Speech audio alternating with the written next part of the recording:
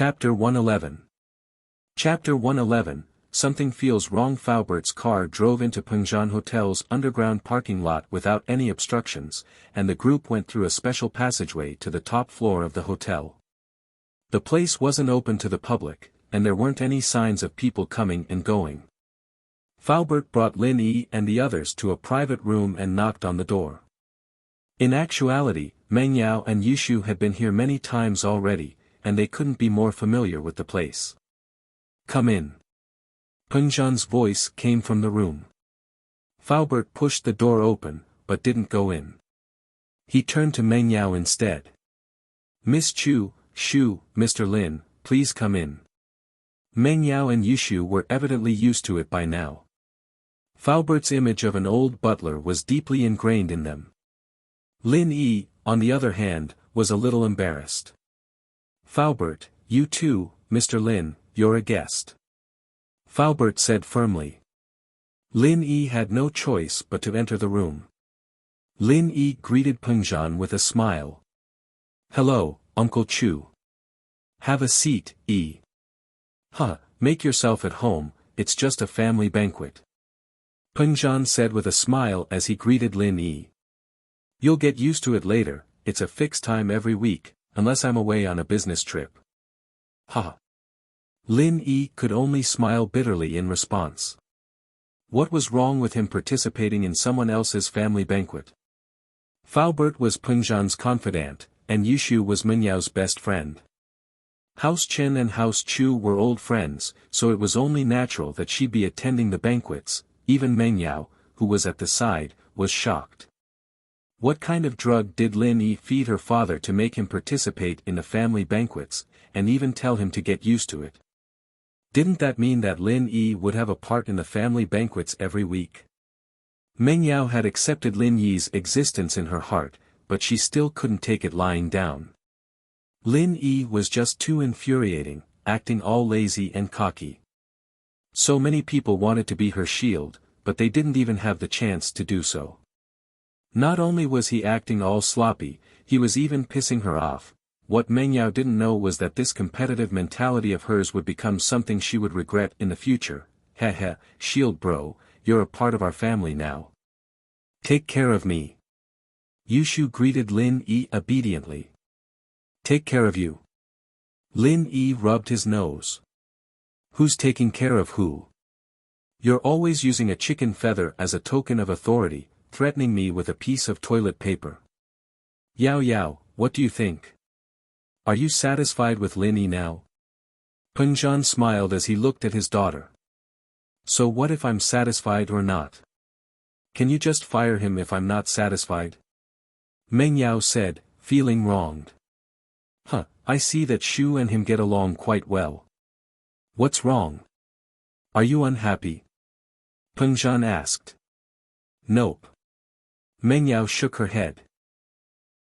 She was actually feeling quite conflicted. The scene of Lin Yi standing up for her that day kept flashing in her mind, but Lin Yi's sloppy attitude, not taking her seriously, pissed Meng Yao off. It was as if he was treating Shu better than he was treating her, and that was what Meng Yao hated the most. Why? Was she that bad? If it weren't for Pinliang, Meng Yao would have thought that she'd gotten uglier recently. If that's the case, then you guys get along well. You're all the same age, and I'll be more at ease if you have a companion. Pengzhan nodded in satisfaction at his daughter's words. Meng Yao sighed. This was like inviting a wolf into the house. She was a pure and innocent girl, living under the same roof with a stinky man. Of course, that wasn't the most irritating thing. The most irritating thing was that Lin Yi didn't seem to have any interest in her at all. Soon, dishes were served one after another. It could be seen that the chefs here were very attentive in preparing the family banquet. The dishes were not luxurious and were all very common home-cooked dishes. However, whether it was the color or the matching, they were all very exquisite. With Pengzhan's status, he wasn't interested in exotic delicacies anymore. Healthy food was what he needed. Since Pengzhan had asked Lin Yi to make himself at home, Lin Yi didn't hold back. Who wouldn't want to eat with their stomachs? There wasn't much to pretend about, anyway, he was Peng Zhan's employer and employee, after all. There was no need for formalities. And so, under Meng Yao's disdainful and Yushu's surprised gazes, Lin Yi dug in. Meng Yao felt a chill run down her spine. Bro, can you stop embarrassing me? You're my follower after all. She glanced at Yushu discreetly, and sighed in relief when she saw that Yushu didn't look too surprised. He was just a follower. Why did she care so much about him? What did eating have to do with her? Meng Yao comforted herself. Lin Yi ate the most during the meal, and Meng Yao couldn't take it anymore. Lin Yi, are you going to pack up later? Ugh. That's what I'm thinking. Lin Yi nodded. Meng Yao was speechless, and Yushu snickered. Peng Zhan, on the other hand, was still smiling at Lin Yi. Ever since the bank incident, Peng Zhan's impression of Lin Yi couldn't get any better. He didn't pay much attention to the old man's nagging, but it seemed that his father had a good eye for people. Yao Yao, you, Shu, and Faubert can go downstairs first. I'll pack up with Yi. Peng Zhan got up to look for a lunchbox, and Meng Yao was a little stunned. Her father wasn't some extravagant person, but he'd never packed a bag before, right? Yushu, on the other hand, looked at Peng Zhan thoughtfully, a strange light flashing through her eyes. She returned to normal after a moment, and pulled Meng Yao's hand. Yao Yao, let's go first, oh. Meng Yao was very curious about her father's actions, but it wasn't her place to ask. She felt that her father's attitude towards Lin Yi seemed to be even better than his own. What? He's just a hired follower. Faubert walked in front to get the car, and Yushu and Meng Yao walked behind him. Yushu pulled on Meng Yao's hand. What's wrong, Shu? Meng Yao looked at Yushu, who was walking very slowly, curiously. Yao Yao. I have a feeling. Yushu hesitated, but decided to say what she was thinking. As for that moment of confusion, she buried it deep in her heart. Feeling? What feeling? Meng Yao looked at Yushu, not understanding what she was talking about. Yao Yao, don't you feel that Uncle Chu has something going on with Lin Yi? Yushu said in a low voice. Chapter 112. Bastard child, Dad seems to care more about him than he does about me. And why's his attitude so nice? Meng Yao frowned. Yeah, especially when Uncle Chu told you to get along well with Lin Yi, since you guys are the same age. Don't you think that's a little ambiguous? Yushu analyzed. Would Lin Yi have to say that if he's just a follower Uncle Chu hired? Just look at how strict Uncle Chu has been with your male classmates all these years. There's no way Uncle Chu would let a guy live with us for no reason at all. You're right. Meng Yao nodded in agreement. It was true, she'd had a good upbringing since she was young. She was strictly told that she wasn't allowed to date before she was 18, and that she wasn't allowed to go out with boys. She was 18 now, but wasn't this change in attitude a little too much? Meng Yao couldn't believe that her father would suddenly become so open-minded, letting a man into their house. There had to be something fishy going on. Meng Yao wouldn't have thought much of it if Yushu hadn't pointed it out. After all, she'd thought that the reason why Lin Yi was here was because of Lin Yi's magic potion. But thinking about it, wasn't her father a smart man? Peng Zhan Industries was such a big company, how could they be tricked by a country bumpkin like Lin Yi? It didn't seem possible. That meant that Lin Yi coming here was something her father approved of from the bottom of his heart. What was the reason for her father to make such a decision? Plus, Faubert seems to be very respectful towards Shield Bro as well. Yushu hit the point. It didn't matter if Peng Zhan admired Lin Yi or not, but the fact was that Peng Zhan admired a lot of people. Many of the young talents in the company had been recruited by him, and all of them treated Faubert with utmost respect. After all, Faubert was an old friend of Peng Zhan, and even the vice-chairman of the company had to call him Li Bro. Faubert's attitude towards Lin Yi, on the other hand, was different from how he treated the other employees. It was more like how he treated Yushu and Mengyao, yeah.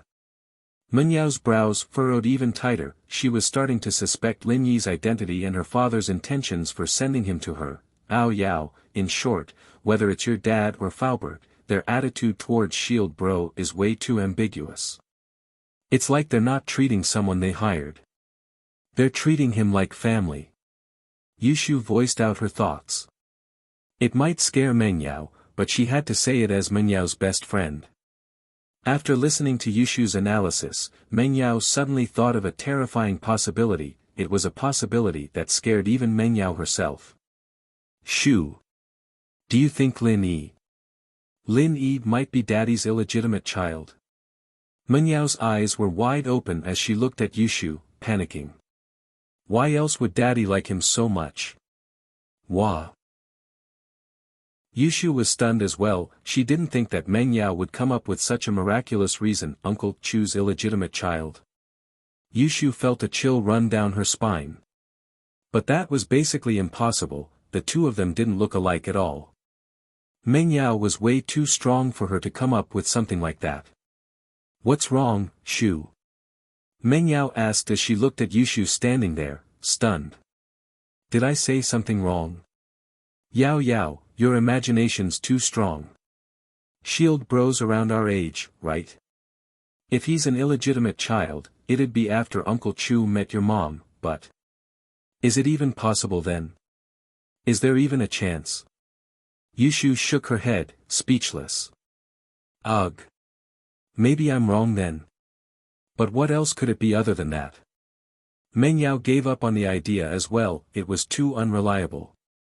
Yao Yao, I think Uncle Chu's looking for a son-in-law.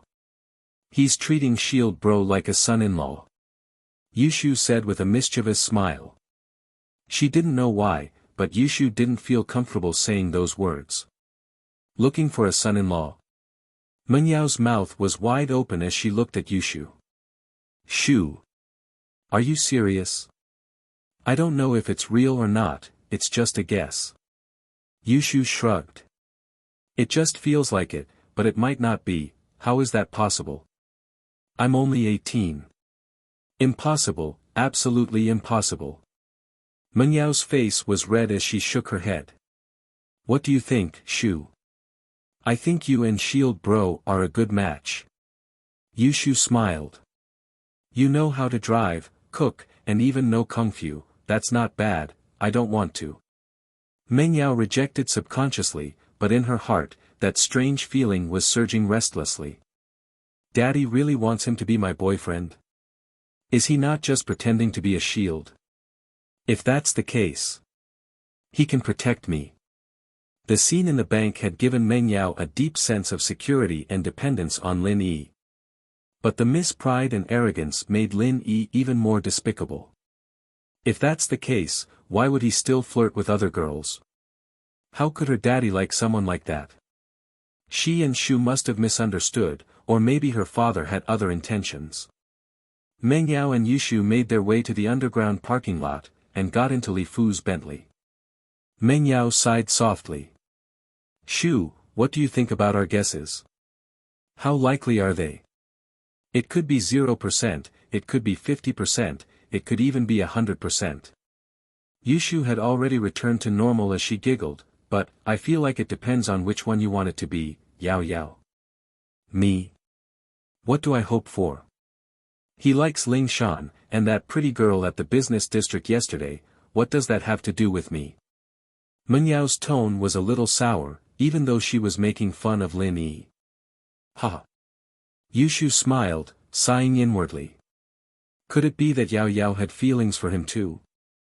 Faubert got in after checking the car, and Mengyao and Yushu stopped talking as well.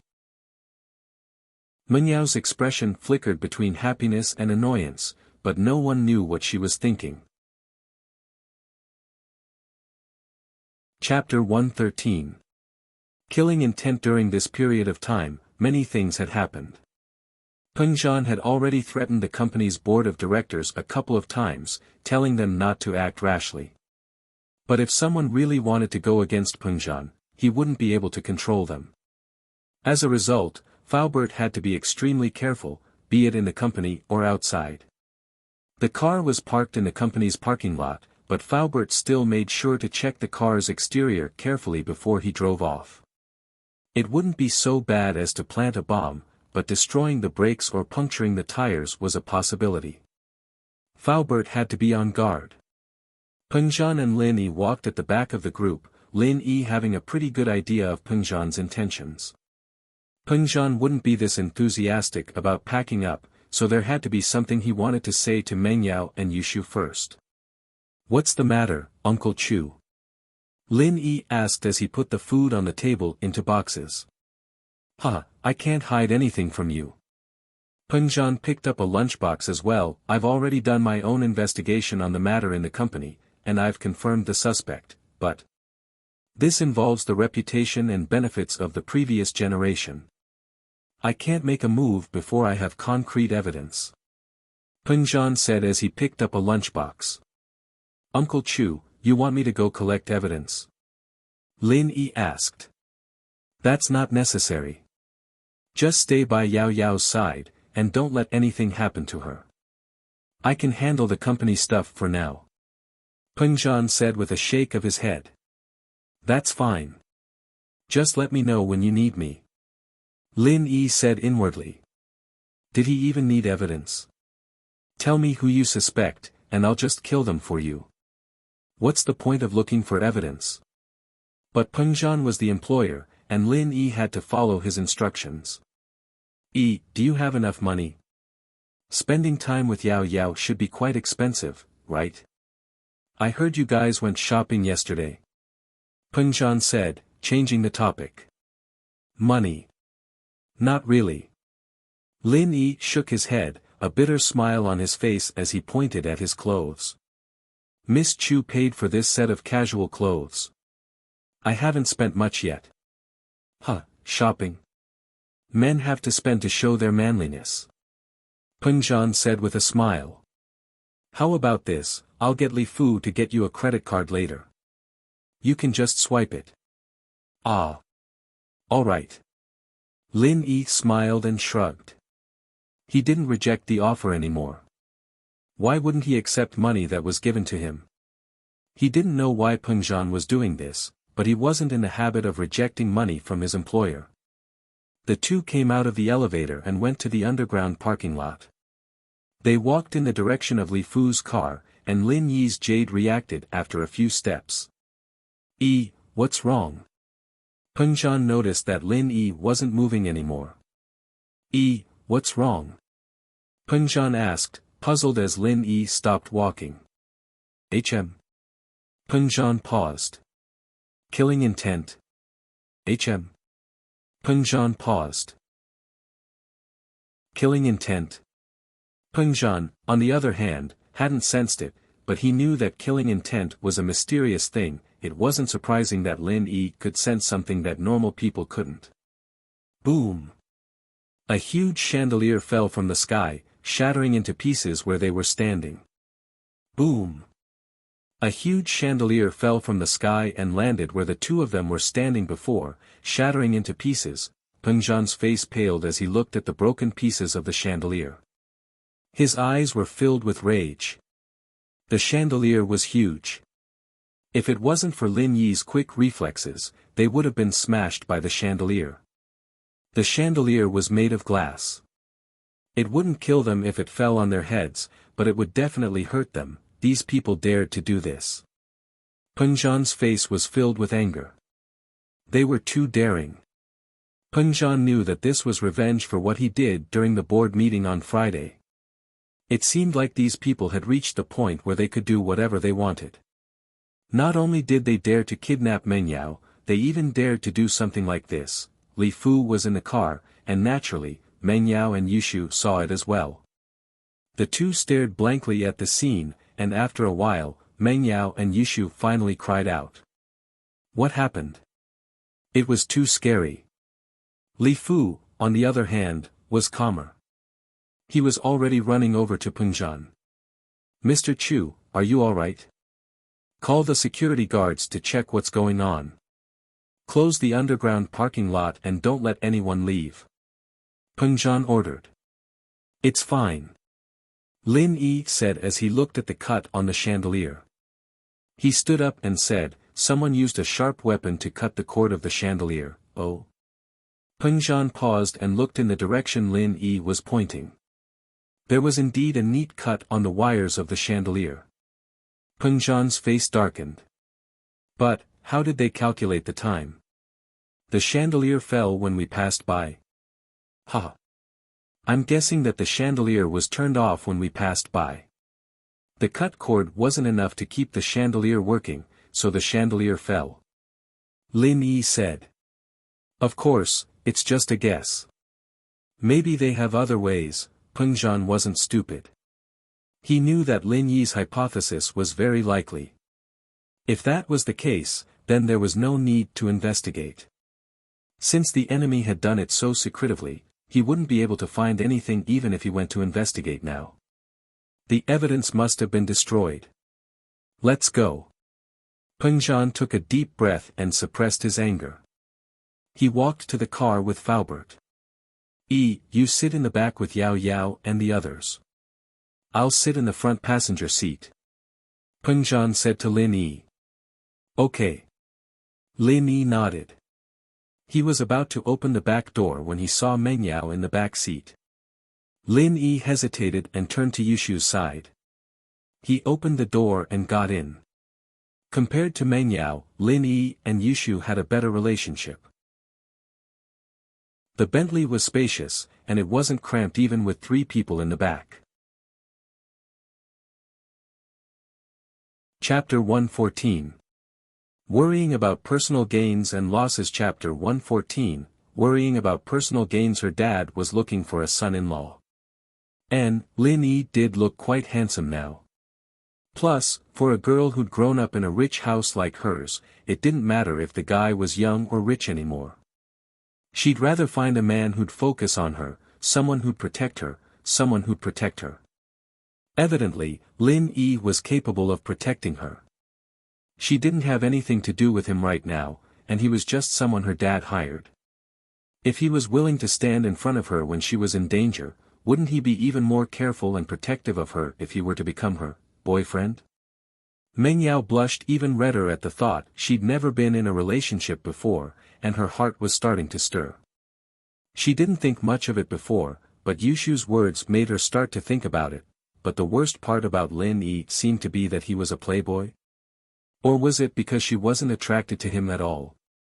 Why was he and Ling Shan together when they'd just met? And why was that tall girl he'd seen yesterday? Could it be? Was it because she was too immature? Meng Yao felt a little sad at the thought. She looked at Yushu beside her. The girl was a lot more voluptuous than she was. No wonder Lin Yi treated her better than he did her. That pervert must have fallen for Shu's bigger boobs, Meng Yao thought hatefully. If this guy was going to sit next to her, she'd have to teach him a lesson. It'd be best if she pretended not to step on him or push him when Li Fu was braking. She'd let him know the consequences of underestimating her, but Lin Yi didn't open the door for her. He went to Yushu's side, opened the door, and got in. Meng Yao's face didn't look too good at all. What the hell was the meaning of this? My dad hired you to be my shield. You should be sitting next to me. What's wrong with you sitting next to Shu? Meng Yao frowned. She wanted to yell, Lin Yi, come sit here, but her dad and Faubert were sitting in front of her. She hesitated, but didn't do it in the end. Her face was a little unhappy though. Peng Zhan pulled out his phone and dialed a number, his face dark. Is this Director Chen? I'm Peng Zhan. Hello, Mr. Chu. Chief Chen of the Songshan police station picked up the phone, his tone much better after hearing that it was Peng Zhan. Peng Zhan wasn't just the biggest entrepreneur in the city, he also held a position in the provincial government, and most importantly, he was friends with the military's House Chen. As a distant relative of the Chens, Chief Chen naturally understood the implications. Bureau Chief Chen, I would like to ask, how is the bank robbery going? Did you catch the suspect who kidnapped my children? Peng Zhan was indeed very angry. He didn't even hide his daughter and Yushu's back as he dialed the number. The culprit was simply too arrogant, trying to kidnap his daughter just a few days ago, and now he was doing it again. There's no news yet. Chief Chen said helplessly.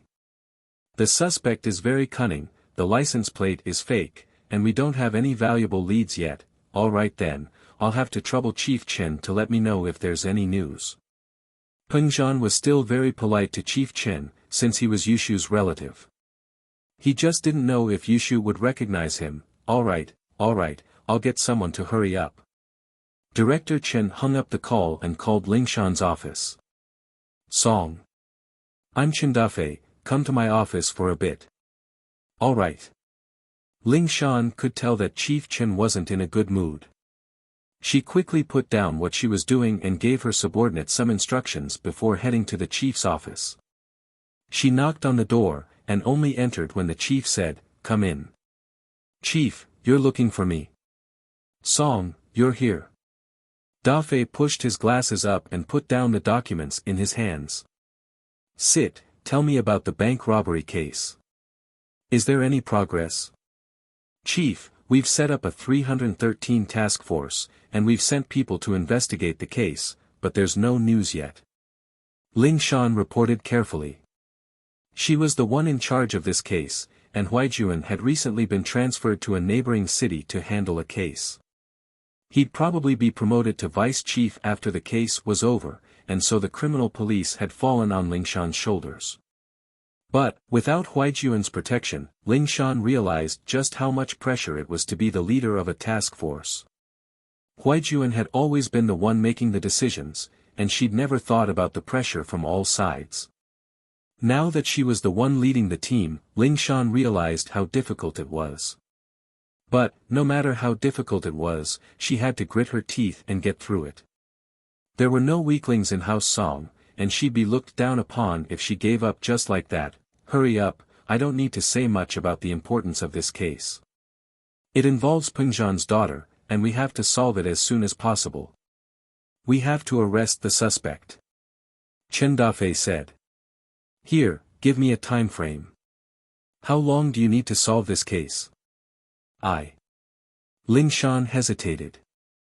Huaijuan had always been the one giving the orders in the director's office, but now she was the one doing it.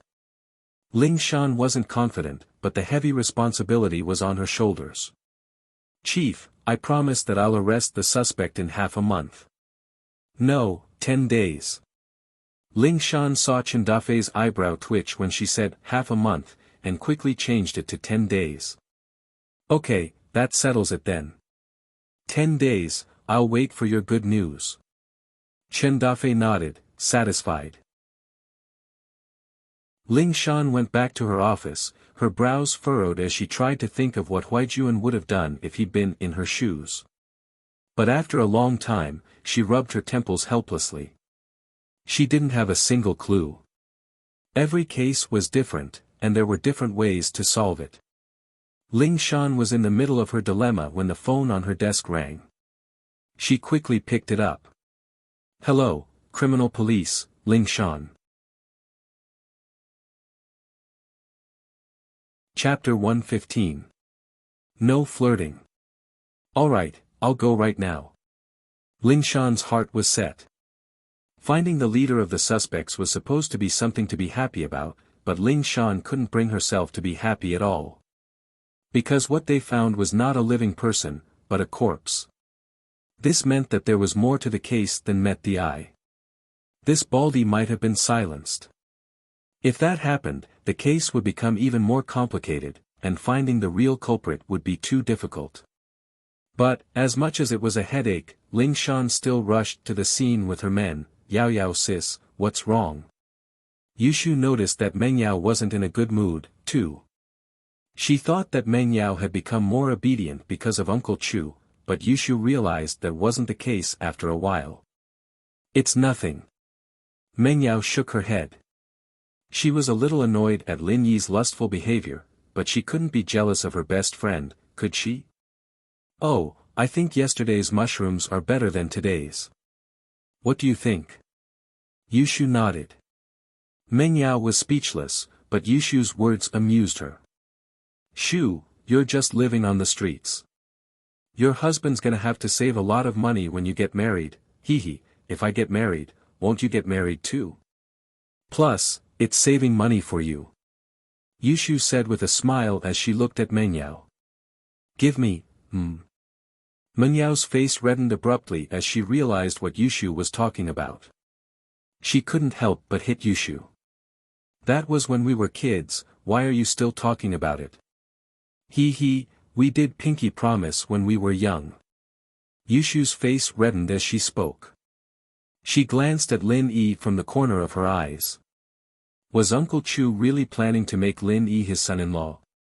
I'm not talking to you anymore. Meng Yao said awkwardly as she turned her head away. What Yushu was talking about when they were young was a little secret between the two of them. They'd never told anyone about it, but they'd still joke about it when they grew up. 6 or 7 years ago, when they were in junior high school, the two of them watched a soap opera series. It was about a pair of best friends who had a very good relationship since they were young. In order to be together every day, they married the same man, and so, Yushu stupidly said, Yao, if you're getting married, I'll marry you too. That way, we won't be separated. Meng Yao nodded in agreement upon hearing that it was a good thing, and so the two pinched their pinky promise for 100 years. It was only as they grew older that they realized how ridiculous it was, but they still joked about it. Yushu, on the other hand, didn't want to call Meng Yao Big Sis anymore after she grew up. They were classmates, after all, and calling Meng Yao Big Sis felt a little childish. Meng Yao, however, used this to threaten Yushu. She'd be the main wife after she got married, and Yushu would be the second wife, so of course she'd have to call her Big Sis. If she didn't, she'd tell everyone about it. Helpless, Yushu could only go back to calling Meng Yao Big Sis. She'd been calling Meng Yao Big Sis for so many years, but it was getting easier as well. She was a few months younger than Meng Yao's birthday anyway, so calling her Big Sis wasn't a big deal. Of course, this was something only Meng Yao and Yushu were involved in. No one else knew about it. Lin Yi was a little confused as he listened to the two girls talking about obscure stuff. He shook his head, not bothering to ask. Lin Yi knew that there'd be no reply even if he did. Lin Yi sat on the side with his eyes closed. It looked like he was resting, but he was actually doing something else. Jiao Lao, the Jade's warning earlier, you. Lin Yi didn't know if the Jade's warning had anything to do with Jiao Lao. Lin Yi hadn't thought to ask about it when they were in the Jade space. Warning. Jiao Yazi blinked. What warning? I didn't feel anything. You didn't feel anything. Lin Yi blinked. Just now, the moment the chandelier was about to fall, I felt the Jade sending me a signal of danger. It's the same signal that warns me every time I'm in danger. To be honest, I didn't feel anything. Jiao Yazi said after some thought. Nothing special had happened before, then. Is this the Jade's own power? Lin Yi knew that Jiao Lao wouldn't lie. If he said he didn't feel anything, then that meant he didn't feel anything. It's possible, I told you, this Jade was left behind by my Grandmaster. I don't know what other powers it has, so you'll have to find out for yourself. Or you can open the stone door to the cave, and you'll find something new. Jiao Yazi explained. All right. Lin Yi said helplessly. It seemed like Jiao Lao didn't know about the Jade's speciality. The training space might just be one of its functions. The car stopped in front of the villa, and Lin Yi, Meng Yao, and Yushu left after dropping them off. Evidently, Peng Zhan still had to go back to deal with the chandelier. Lin Yi. Meng Yao turned to look at Lin Yi all of a sudden. Lin Yi looked at the miss, confused. You're not allowed to flirt outside while you're at work. Meng Yao mustered up her courage. She'd been thinking about this on the car the whole time, and now that she'd gotten out of the car, she decided to tell him everything in one go. I didn't. Lin Yi paused. Was the miss unhappy that he was flirting with girls during work? If you do, then change. Meng Yao humphed. Naturally, she didn't want to talk about Ling Shan and that tall girl. Oh. Okay. Lin Yi nodded. Can I do that when I'm not working? My daddy hired you with a high price to be my shield 24 hours a day. There's no time when you're not working. With that, Meng Yao turned around and left with Yushu. Ugh. Fuck. Lin Yi smiled bitterly. Even the slave masters in the old days wouldn't do that, would they? Do they think I'm a slave? That girl. Yao Yao, you. You were so cool when you flipped out. Yushu looked at Meng Yao excitedly. He won't know his place if I don't teach him a lesson. Don't think that just because daddy likes him, he can do whatever he wants. Messing around with girls, lying to Pinliang. Meng Yao didn't know what she was trying to explain. Chapter 116. Ling Shan, troubled, ahem. Ha. Meng Yao almost fell to the ground. Boyfriend? Living together? Was this Shu trying to piss her off? Meng Yao, however, had no choice but to change the topic with a straight face. Shu, you're a girl, what the fart, peeing, that's so uncivilized. Don't talk about it anymore. Oh, okay, I'll stop. Yushu nodded. That's good. Meng Yao breathed out in relief. Yao Yao, if you're fine with it, I'll tell Yangzi about you and Shield Bro tomorrow. Yushu continued. Meng Yao wanted to punch Yushu. Didn't you say you weren't going to talk about it? Ugh. Meng Yao understood that Yushu wasn't going to talk about it. She just didn't want to talk about those uncivilized things anymore. She still had to talk about it. Shu, it's not the right time yet. Lin Yi just transferred here, and we've already shown that we're not familiar with him. If we tell him now that wouldn't that be too fake? Everything has to be done step by step. We'll talk about it after a while, and it won't be so sudden anymore. Meng Yao said. Oh, I'll listen to you then, Yao Yao. Yushu nodded. I don't really care, anyway, you're the main wife, you pick your man, I'm just giving you a reference, Shu. Meng Yao wanted to punch the girl to death. Why do you keep bringing that up? You're not an idiot, you're not going to marry me if I do. That's hard to say. Yushu hugged Meng Yao. If I don't want to be separated from you, then we'll be together, you. I really don't know what to say. Meng Yao shook her head, speechless. The two walked up the stairs hand in hand, and Meng Yao turned to Weiwu. General Weiwu, you did well.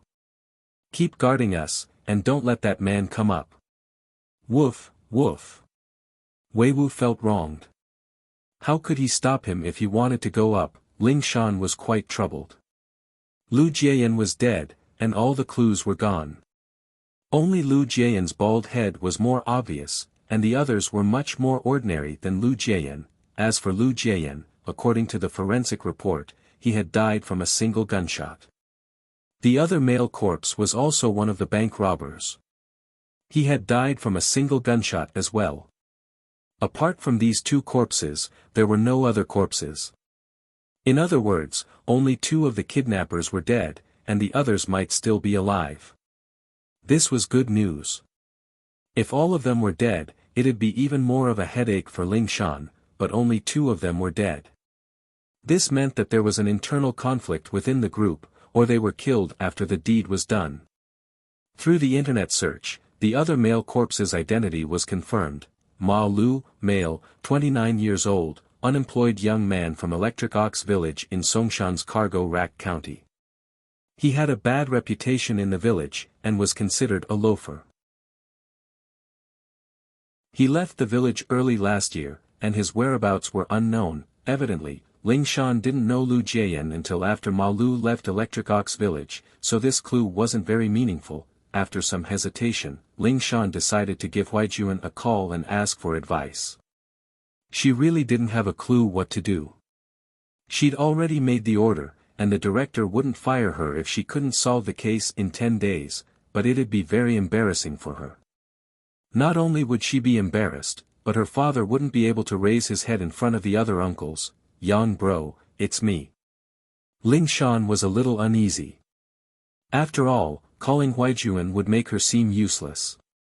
She'd been learning from Huaijuan for so long without any progress, and it was quite embarrassing. In the past, Huaijuan was always the commander, and she was the vanguard. With her experience as a special ops instructor, she'd be able to beat the crap out of the criminals, no matter how cruel they were. As a result, dangerous capture missions were Ling Shan's forte, and this was something the police department acknowledged. A female captain wouldn't be able to win over people easily otherwise. "What's up, Song?" Huaijuan had a meeting at the provincial office in the afternoon, and had nothing to do in the morning. He was planning on going to the doctor for a checkup. He'd had a relapse a couple of days ago, and while it was all because of Lin Yi, his body had been deteriorating day by day, and Huaijuan could still sense it. "Captain Yang. There's still no leads on the 313 bank robbery case. 2 suspects are dead, and we don't know if the others are alive or dead." Ling Shan said carefully. "Ha." Huaijuan, naturally, understood Ling Shan's predicament. She wasn't a criminal investigator, after all, and hadn't gone through any systematic training. "I know that already, so I'll tell you what I think.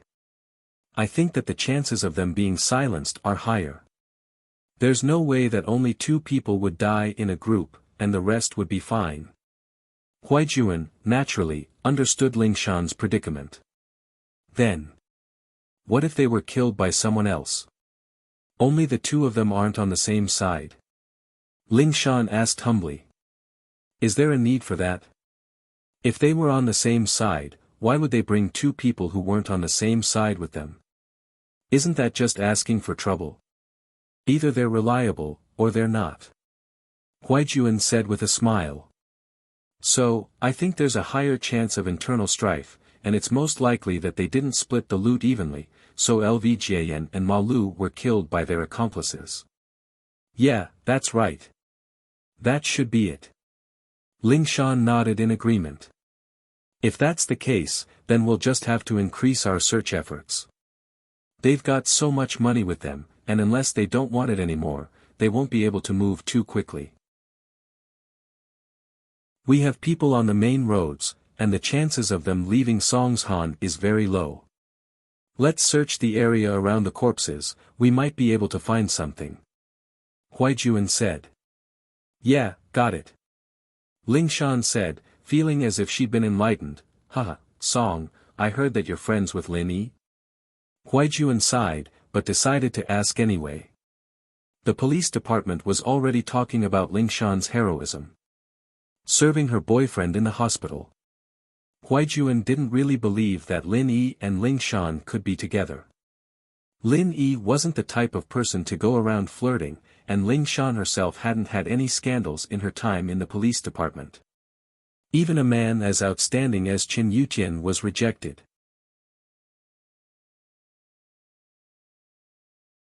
Chapter 117.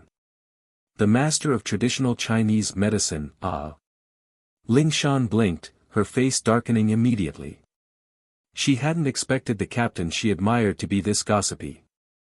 In her impression, Huaijuan was a strict and serious person, and yet he was asking a question like this.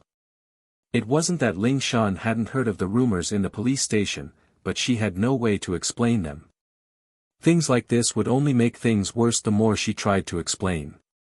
Anyone with eyes would misunderstand what had happened in the hospital, and so there was nothing she could do about it. She could only let them say whatever they wanted, and hope that things would calm down after a while. She really didn't know how to explain it now that Huaijuan had asked. "Captain. I didn't, the police force doesn't allow people to date, that's your thing." Huaijuan said with a smile, assuming that Ling Shan was shy. He didn't say anything else after seeing her hesitation. It wasn't his place to comment on Lin Yi's stuff, after all. He'd only gotten worked up for Ning, but Lin Yi was their team's god. He would always be their captain. Captain Yang. Ling Shan didn't know what to say. But you could ask Lin Yi for help. Maybe he'd be able to catch the suspect soon. Huaijuan said, regretting it a little as soon as he finished the sentence. Sorry, Eagle, I sold you out, but thinking about the relationship between Ling Shan and Lin Yi, Huaijuan didn't think too much of it. If Lin Yi and Ling Shan's relationship had really reached that stage, then there was no way Eagle wouldn't help Ling Shan, him. The suspect?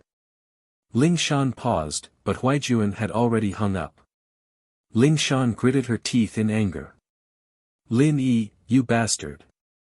You've ruined my reputation. Ling Shan, however, only thought about it hatefully. She quickly arranged for the police force to do a large-scale search of the crime scene according to Huaijuan's analysis. Huaijuan, on the other hand, quickly drove to Songshan's Medicine University after hanging up. Songshan Medical University was one of the most famous medical universities in the country. It even enjoyed a certain level of prestige in the world. Many foreign students came here to study traditional Chinese medicine for no other reason than the director of the School of Chinese Medicine, Guan Xuemin. Guan Xuemin enjoyed a high reputation in the medical world. He was a leading figure in the field of TCM. Although the Guan family was not a prominent family, with Guan Xuemin's presence, the Guan family had become one of the prominent families. Who dared to say that they were not sick? Who would dare say that they wouldn't be able to get Guan Xuemin's help? Therefore, even though the Guan family had only started to develop in the past 10 years, it was not inferior to those big families at all. It was just that his foundation was still shallow, but it was not a big problem. Who would go against the Guan family? Going against the Guan family was the same as going against the other great families. Huaijuan's family, the Yangs, was also one of the big families. It was normal for them to ask Guan Xuemin to treat them. Guan Xuemin rarely went to class anymore, and only gave a weekly lecture to the students of the School of Chinese Medicine. His lectures were targeted at the students of the School of Chinese Medicine, but many students from other faculties came to listen to his lectures as well. One reason was because of Guan Xuemin's reputation, and the other was because Guan Xuemin really did have something useful to say. Guan Xuemin lived in the family area of the school, in a private villa area. The people living here were all the leaders of the school, as well as the famous professors of the school. Huaijuan was driving a police car, but he was still stopped when he entered the villa area, and was only allowed to pass after a careful registration. After all, there were many national-level academicians like Guan Xuemin, and some even had international titles. He parked the car in front of Xuemin's villa and got out. He was just about to ring the doorbell when the door opened at that moment, and a pretty girl walked out. She paused when she saw Huaijuan, a smile forming on her face. "Young bro, you're here for Grandpa, Xian, going to work?" Huaijuan guessed that Guan Xian was going to work, judging from her neat and tidy attire. "Yeah." Guan Xian nodded. "I need to leave early, or I'll miss the commuter bus." "You don't have a car?" Huaijuan blinked at Guan Xian's words. Guan Xian was taking a commuter bus. "I just started working, where would I get the money for a car?" Guan Xian smiled. "Young bro, Grandpa has a guest. You'll have to wait for a while after you go up." "Alright, go then. Don't be late." Huaijuan nodded to Guan Xian. He could tell that Guan Xian wasn't relying on her family. It was rare to see rich girls like her, and even Ling Shan had her own private car. Guan Xian didn't lock the door. She was familiar with Huaijuan, and knew that he wasn't a bad guy. Huaijuan didn't ring the doorbell again, and went straight upstairs. He saw Guan Xuemin taking the pulse of an old man in the living room, a middle-aged man and woman standing beside him. "How's my father, Elder Guan?" the man asked carefully as he looked at Guan Xuemin.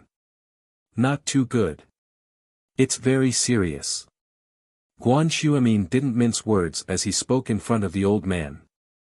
His heart muscle's been deteriorating, and it's almost impossible to cure it. Regular acupuncture should be able to keep it under control. The old man evidently knew his condition well, and didn't react too much to Guan Xuemin's bluntness. The middle-aged man, on the other hand, was a little anxious when he heard that Guan Xuemin could keep it under control.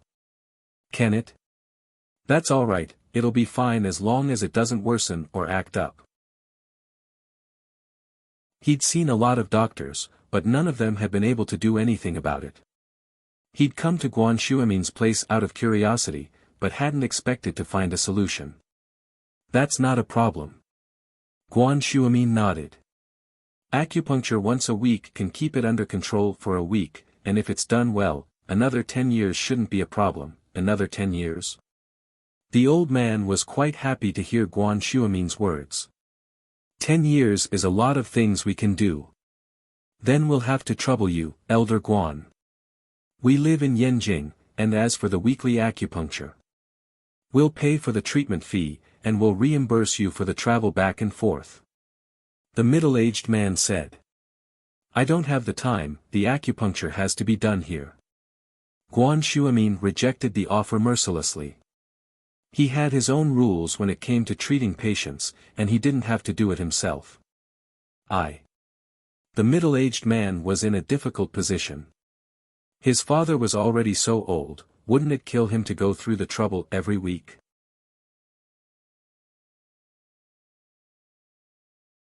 Chapter 118. A master doctor, you should find someone else. Guan Xuemin didn't even look at the middle-aged woman as he stood up, clearly intending to send them off. The middle-aged man's lungs were about to explode at the sight of his wife throwing a tantrum. It hadn't been easy finding a doctor who could treat his father's illness, but she'd offended him just like that. Was Guan Xuemin an ordinary doctor? Did he lack money, and even double the fee? The middle-aged man stomped his feet in anger, raising his arm and slapping the middle-aged woman across the face. Shut up, Huiru. Huiru was dumbfounded by the slap. She covered her face and stared dumbly at her man, who ignored her and chased after Guan Xuemin. Elder Guan, don't stoop to her level. Don't be angry, let's talk this through. The middle-aged couple was the middle-aged service workers Lin Yi had met in the business district. The man's name was Lu Tianyi, and the woman's name was Wu Huiru. Guan Xuemin was just a little angry, but felt that Lu Tianyi's words made sense. There was no need for him to stoop to the level of a woman who was throwing a tantrum. The patient was more important. And so, he turned around and walked back. I'll stay here. Tianyi, you two go back to Yanjing. Elder Lu spoke up, not even looking at Huiru. It was clear that he was disappointed in his daughter-in-law as well. Dad, you. Lu Tianyi looked at his father worriedly. It's fine, you two go back to your work. This old man here is free, so I'll just treat it as a vacation. Rent me a house nearby, and I'll live here. It's close to Professor Guan, and the environment is pretty good. Elder Lu said with a smile and a wave of his hand. All right. Lu Tianyi knew that no one could change his father's mind. He took out his phone and dialed a number. Is this Principal Zhang? It's Lu Tianyi, my father's decided to live on campus. Please arrange a house close to Guan's house for me. All right, I'll be waiting for your news. Huaijuan had been trying to figure out who the old man and the middle-aged couple were, and he was even more surprised now that the middle-aged man was on the phone. This Principal Zhang was most likely the headmaster of Songshan Medical University, and Lu Tianyi was able to get him a house close to Guan Xuemin's house with just a phone call. This wasn't simple at all. One had to know that all the people living in the villa district were at least at the dean level, especially the high-end villas near Guan Xuemin's house. Xuemin's Guan's house. Xuemin turned to Huaijuan after he was done with Elder Lu. Yang, you're here. Take a seat, we'll talk when we're done here. You can go watch TV or surf the internet for a while. Alright, Grandpa Guan. Don't mind me, go do your thing. Huijuan and Xuemin were quite familiar with each other by this point, and he didn't bother with formalities. He sat down in front of the TV and switched channels. Xuemin, on the other hand, was arranging Elder Lu's treatment plan. Lu Tianyi was ready to leave with his father the next day. Right, Elder Guan. Do you know a young doctor who's really good at massaging? He's an Eastern medicine practitioner, right? Lu Tianyi was reminded of Lin Yi all of a sudden. As far as he was concerned, Lin Yi's massaging techniques were very advanced. If he were to cooperate with acupuncture, the effects would be even more obvious. Lin Yi's miraculous massaging techniques were still fresh in Lu Tianyi's memory. There was a saying that age didn't determine one's ambitions. Massaging techniques are good? Xuemin blinked. You mean Eastern medicine? I think so. Tianyi nodded. We were shopping in the business district the day before yesterday when my father got sick all of a sudden. We didn't have any medicine at the time, and it was at a critical juncture when a young doctor gave him a massage. My father recovered very quickly. Massage? Just a massage can cure angina pectoris. Xuemin was even more astonished. He knew that Eastern medicine was a magical discipline, and that it was a saying that one should never be too old to learn. He might be famous in the country, but Xuemin knew that Eastern medicine was a vast and profound field, and he was still a long way from mastering it. However, he also knew that angina couldn't be cured by a simple massage. It could be controlled with acupuncture. Although the chances weren't very high, there was still hope. Even he himself would use Western medicine for emergency treatment, and after his father returned to normal, he would use acupuncture to control the condition. Yeah, he just massaged my father a couple of times, and he's slowly recovering. Tianyi's heart skipped a beat as he looked at Xuemin's shocked face. He didn't know much about Eastern medicine, but he could tell from Xuemin's expression just how miraculous the doctor's skills were. Even Xuemin couldn't believe it. How is this possible? Xuemin frowned. Massaging has such a magical effect. Didn't he use any other methods? No, I was just beside him, and he just happened to pass by here. If he didn't know the girl who was driving, he probably wouldn't have come to meddle. Speaking up to this point, Lu Tianyi blushed a little and glared at his wife. If it wasn't for the Wu family, he would have divorced his wife a long time ago. It was really too embarrassing. She was an unreasonable shrew, and he didn't know what kind of upbringing she had when she was young. Fortunately, Xuemin didn't care about anything other than massaging. After hearing what Lu Tianyi said, he thought for a while and said, Eastern medicine is broad and profound. I've read in a medical book that in ancient times, people used qigong and massage to treat illnesses, and this effect could be achieved. However, it's been lost in history now. I'm not sure if the person you're talking about knows this method. Oh. If that's the case, then isn't that person very amazing? Lu Tianyi was a little regretful. If he knew that young man had such amazing medical skills, he wouldn't have let him go. Even if he begged, he should have asked if there was any hope of curing his father's illness. It was just that he didn't know at the time. Sigh, if what you said is true, then this person's medical skills are probably above mine. But, when did such an amazing Eastern medicine doctor come to Songshan? How come I didn't know about it? Xuemin tried hard to recall if there was such a master among the people he knew, but unfortunately, not only was there no one, he hadn't even heard of it.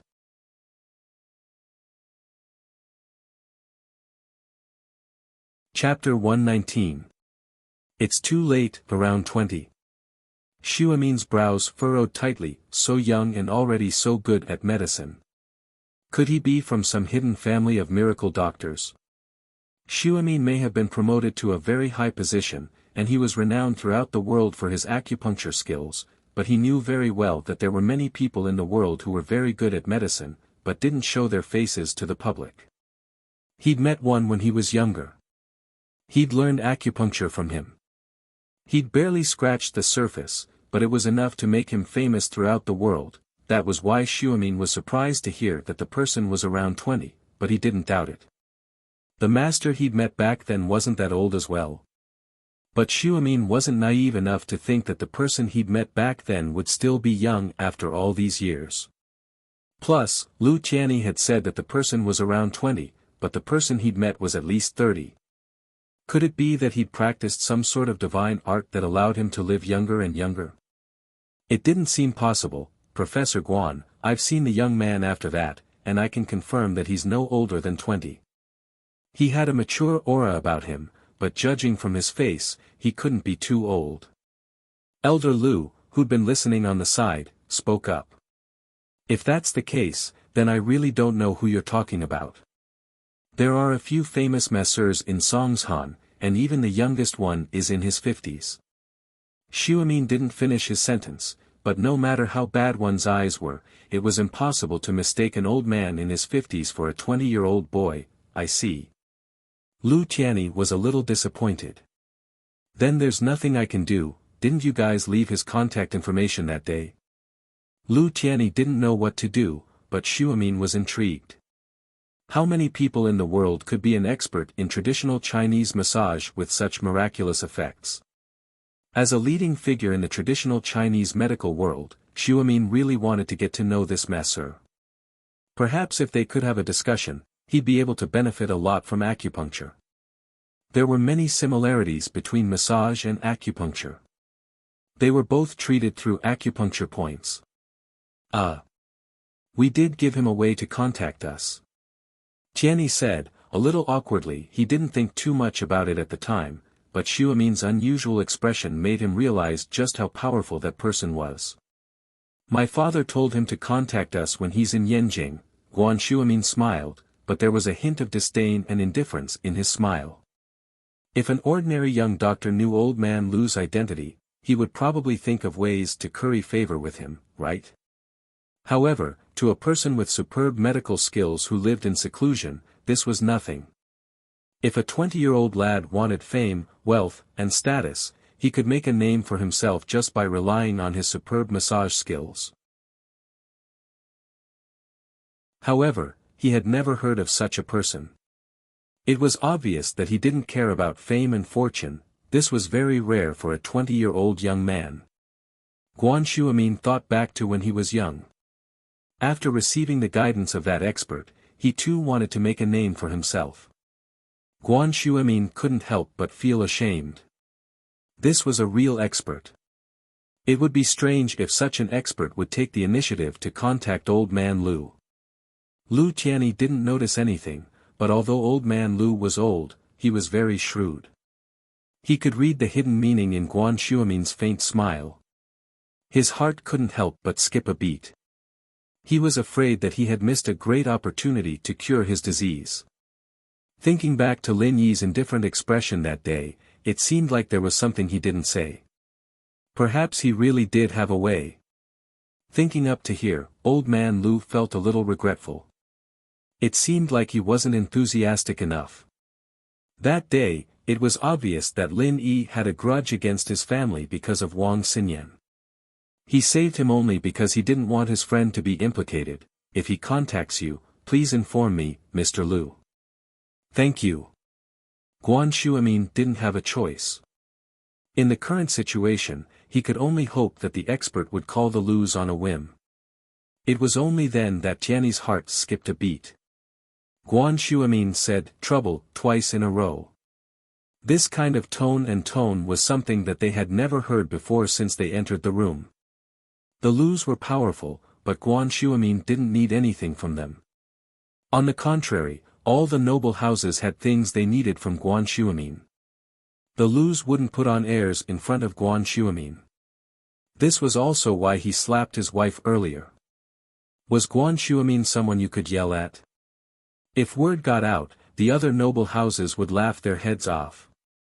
They'd say that the Lus were idiots for offending a miracle doctor, but Guan Xuemin had said, trouble, twice in a row for a mere doctor. No matter how stupid Lu Qianni was, he knew how important that doctor was to Guan Xuemin. Back then, he sighed. All right, of course, of course. Lu Tianyi was a person of high status. Although he regretted it, he didn't show it on his face. He spoke politely to Guan Shuimin. "All right. You guys prepare a place to stay then. We'll start the acupuncture tomorrow." Guan Shuimin nodded and stood up, indicating that he was sending them off. "All right, Professor Guan. We'll be on our way then," Lu Tianyi said as he helped Elder Lu down the stairs with Wu Huiru, who was covering her face with her hands. Guan Shuimin didn't send them off. He turned to Huaijuan instead. "Yang, there's no rush, right?" "No, Grandpa Guan, those people were." Huaijuan hadn't seen this family before, and it seemed like they weren't locals. Especially since that Lu Tianyi mentioned something about Yanjing. "Oh, Yanjing's house Lu, a big house. The doctor's elder is Lu Zhenhu, he's 80 this year. He's in good health, but he's sick." Guan Shuimin and Huaijuan started talking about the Lus. The two were quite familiar with each other now. "So it's Yanjing's house Lu. No wonder they could get the principal to prepare a house with just a phone call." Huaijuan smiled. "Let's stick to the old routine. Acupuncture won't have much effect on you anymore, but it's better than nothing. Hang in there, I'll go to Yanjing next week for an Eastern medicine symposium. I'll use your condition as a case study and discuss it with others, see if there's anything we can do," Guan Shuimin said.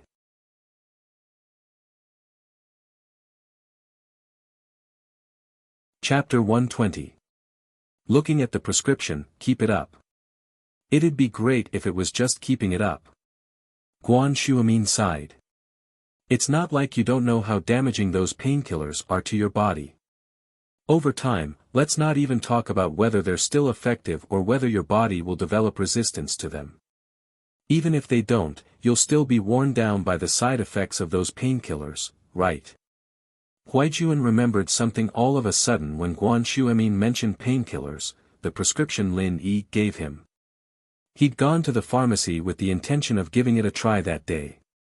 He'd boiled the medicine a couple of times when he couldn't sleep, and the effects were truly miraculous. His body didn't hurt after a while, and he slept all the way until dawn, feeling indescribably refreshed. It was a hell of a lot better than using painkillers in the middle of the night and having to use them again. Huaijuan wasn't expecting Lin Yi's prescription to be this effective, either. He'd been drinking the medicine for the past couple of days, and the pain had been under control. As expected of an eagle, a godlike existence in the team. Huaijuan couldn't help but sigh at his own inferiority. It wasn't just him, everyone in the team who'd fought alongside Lin Yi before was impressed. No one was jealous of their goddess infatuated with Lin Yi, because they felt that it was only natural. It couldn't be any more normal than that. Huaijuan remembered the prescription Lin Yi gave him when Guan Shuimin mentioned the painkillers. He hesitated for a moment, deciding that Lin Yi wasn't going to tell anyone about it. Lin Yi was probably on a special mission right now. What if he brought trouble upon himself? On the other hand, Guan Shuimin was his elder. He'd be dead a long time ago if it weren't for Guan Shuimin. Over the past few days, she had been relying on Shuimin's acupuncture and painkillers to keep her alive, Grandpa Guan. A friend of mine gave me a prescription a couple of days ago, something that can replace the painkiller. I tried it, and the effects were very obvious. The effect was a lot longer than the painkiller, and I only need to drink it once a night. Huaijuan decided to leave part of the story unsaid. He'd be able to cover both sides at least. Prescription. Replace analgesics. Guan Shuimin's eyes widened. Pharmacy. Yes. Huaijuan nodded, embarrassed by the glare. And it's effective on you? Shuimin had more surprises today than he had ever eaten in his life. She'd heard from Lu Tianyi that a 20-year-old miracle doctor had saved Elder Lu's heart attack with just a massage, and Huaijuan, on the other hand, had a prescription that could replace Western medicine's painkillers, and was even more effective than the painkillers. What was wrong with this world? When did the Chinese medicine world become so crazy? Why were there so many experts? I won't lie to you, Grandpa Guan. This prescription is very effective on me. Not only does it suppress the pain, but it also makes me feel refreshed the next day. Huaijuan said honestly. Oh. Can I see the prescription? Xuemin was worried that there might be illegal drugs like poppies in the prescription at first.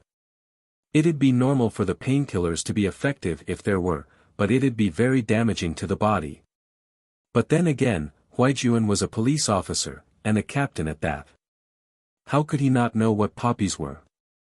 There was no way he'd touch them. Plus, poppies weren't something you could buy from a regular pharmacy. If Huaijuan had grabbed the medicine according to the prescription, then it had to be something very common, something you could find in regular pharmacies. Xuemin realized that he was overthinking things. Xuemin smiled bitterly at the look on Huaijuan's face. A lot of prescriptions were top-secret stuff, and Dr. Kong, for example. Didn't he use a prescription for an injury medicine to build a pharmaceutical company? He'd even established a supply relationship with the military, turning House Kong into a rising noble house. If Huaijuan's prescription was really that effective, and didn't have any side effects, then it shouldn't be any less valuable than Dr. Kang's injury medicine.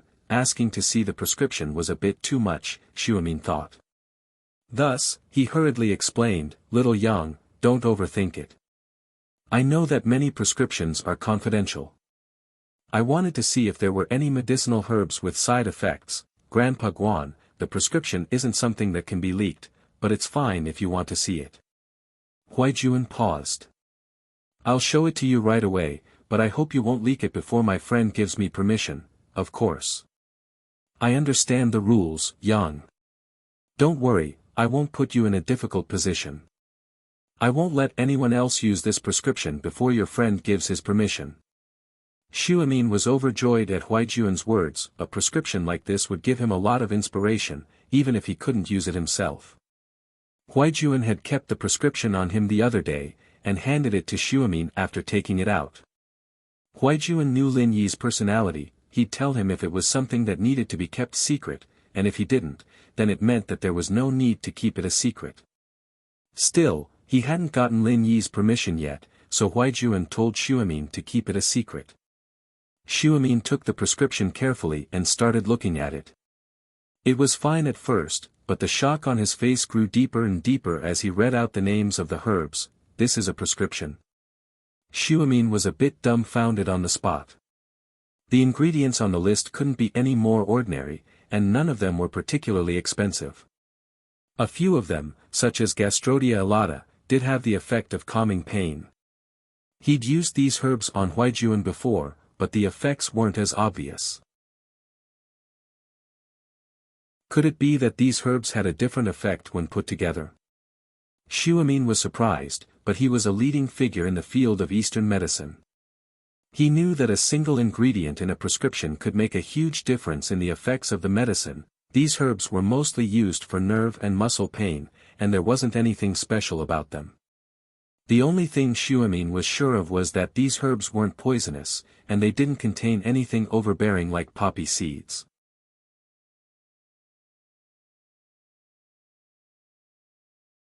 Chapter 121. Lin Yi is a miracle doctor, no? Xuemin said with a shake of his head. Eastern medicine sure is deep and profound, and I've learned a lot from it today. I can't believe that a couple of normal herbs would have such a miraculous effect when put together. I don't know the theory behind it yet, but the fact that it's working on you means that the prescription is real. Then I can take it without worry. Huaijuan's decision to take the medicine without hesitation was entirely due to his trust in Lin Yi. Who wouldn't trust a man who'd entrust his back to Huaijuan on the battlefield? What could he possibly do to him? Huaijuan, however, couldn't help but be shocked at Xuemin's affirmation of the prescription. The fact that Xuemin was saying this was proof of how miraculous the prescription was. Of course. The person who gave you the prescription must be a big shot in the Eastern medicine world, right? Xuemin sighed. Of course, I'm not trying to find out his name, but I'd like to meet him and ask him some questions if I have the chance.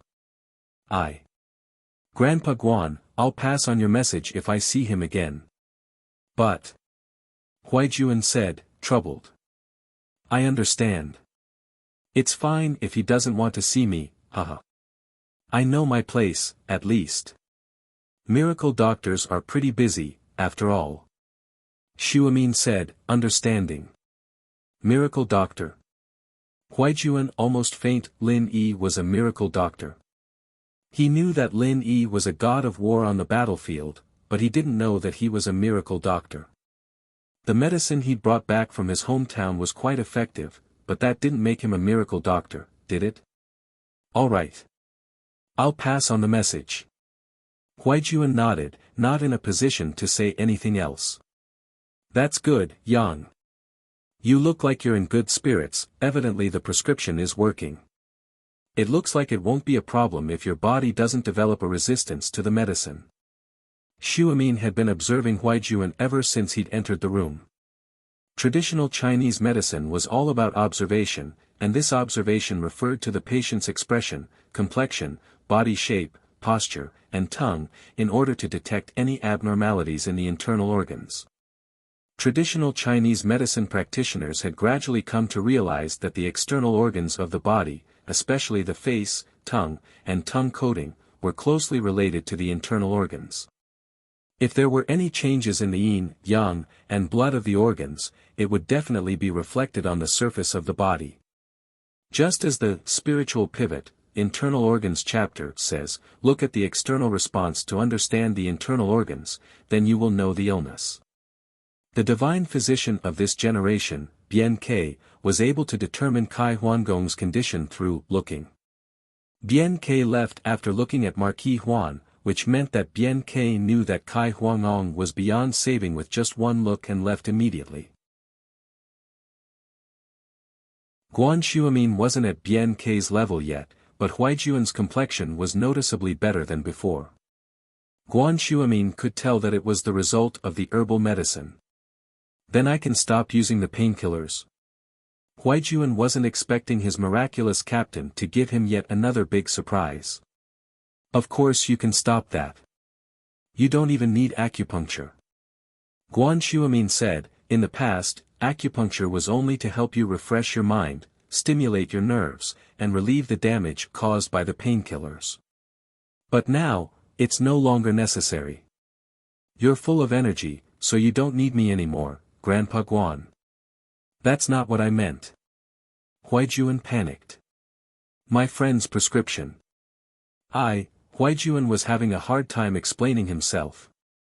He was afraid that Guan Xuemin would think otherwise. After all, he'd been looking for Guan Xuemin all this time, and he'd taken someone else's prescription without telling Guan Xuemin first. It was a little like he didn't trust Guan Xuemin, but Huaijuan couldn't say no to the person who gave him the prescription. Compared to Guan Xuemin, Huaijuan was closer to Lin Yi. Look at you, Yang. What are you so nervous about?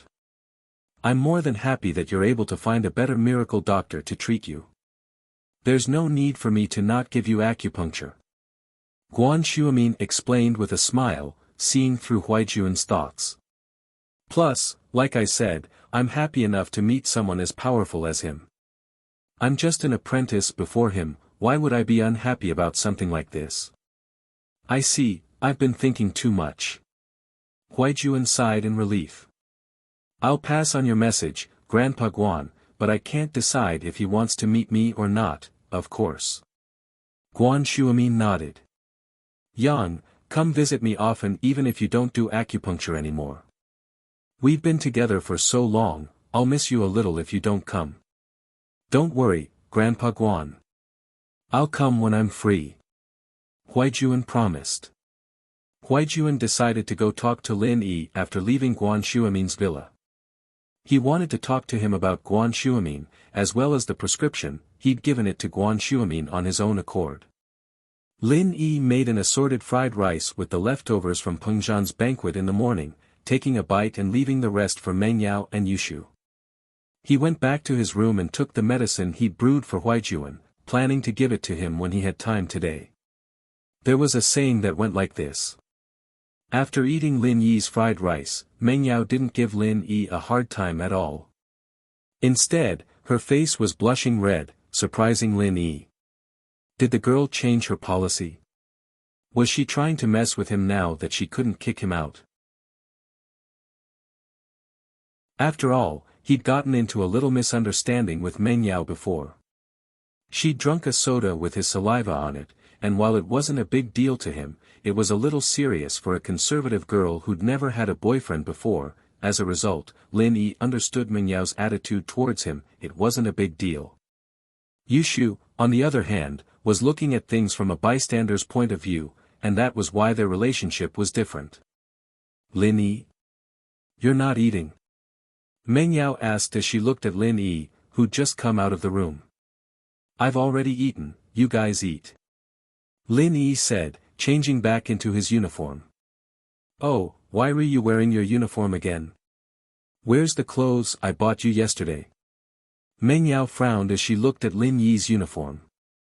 The school didn't force students to wear uniforms. After all, it wasn't as strict in high school as it was in elementary school. Students from slightly better families wouldn't wear uniforms all the time.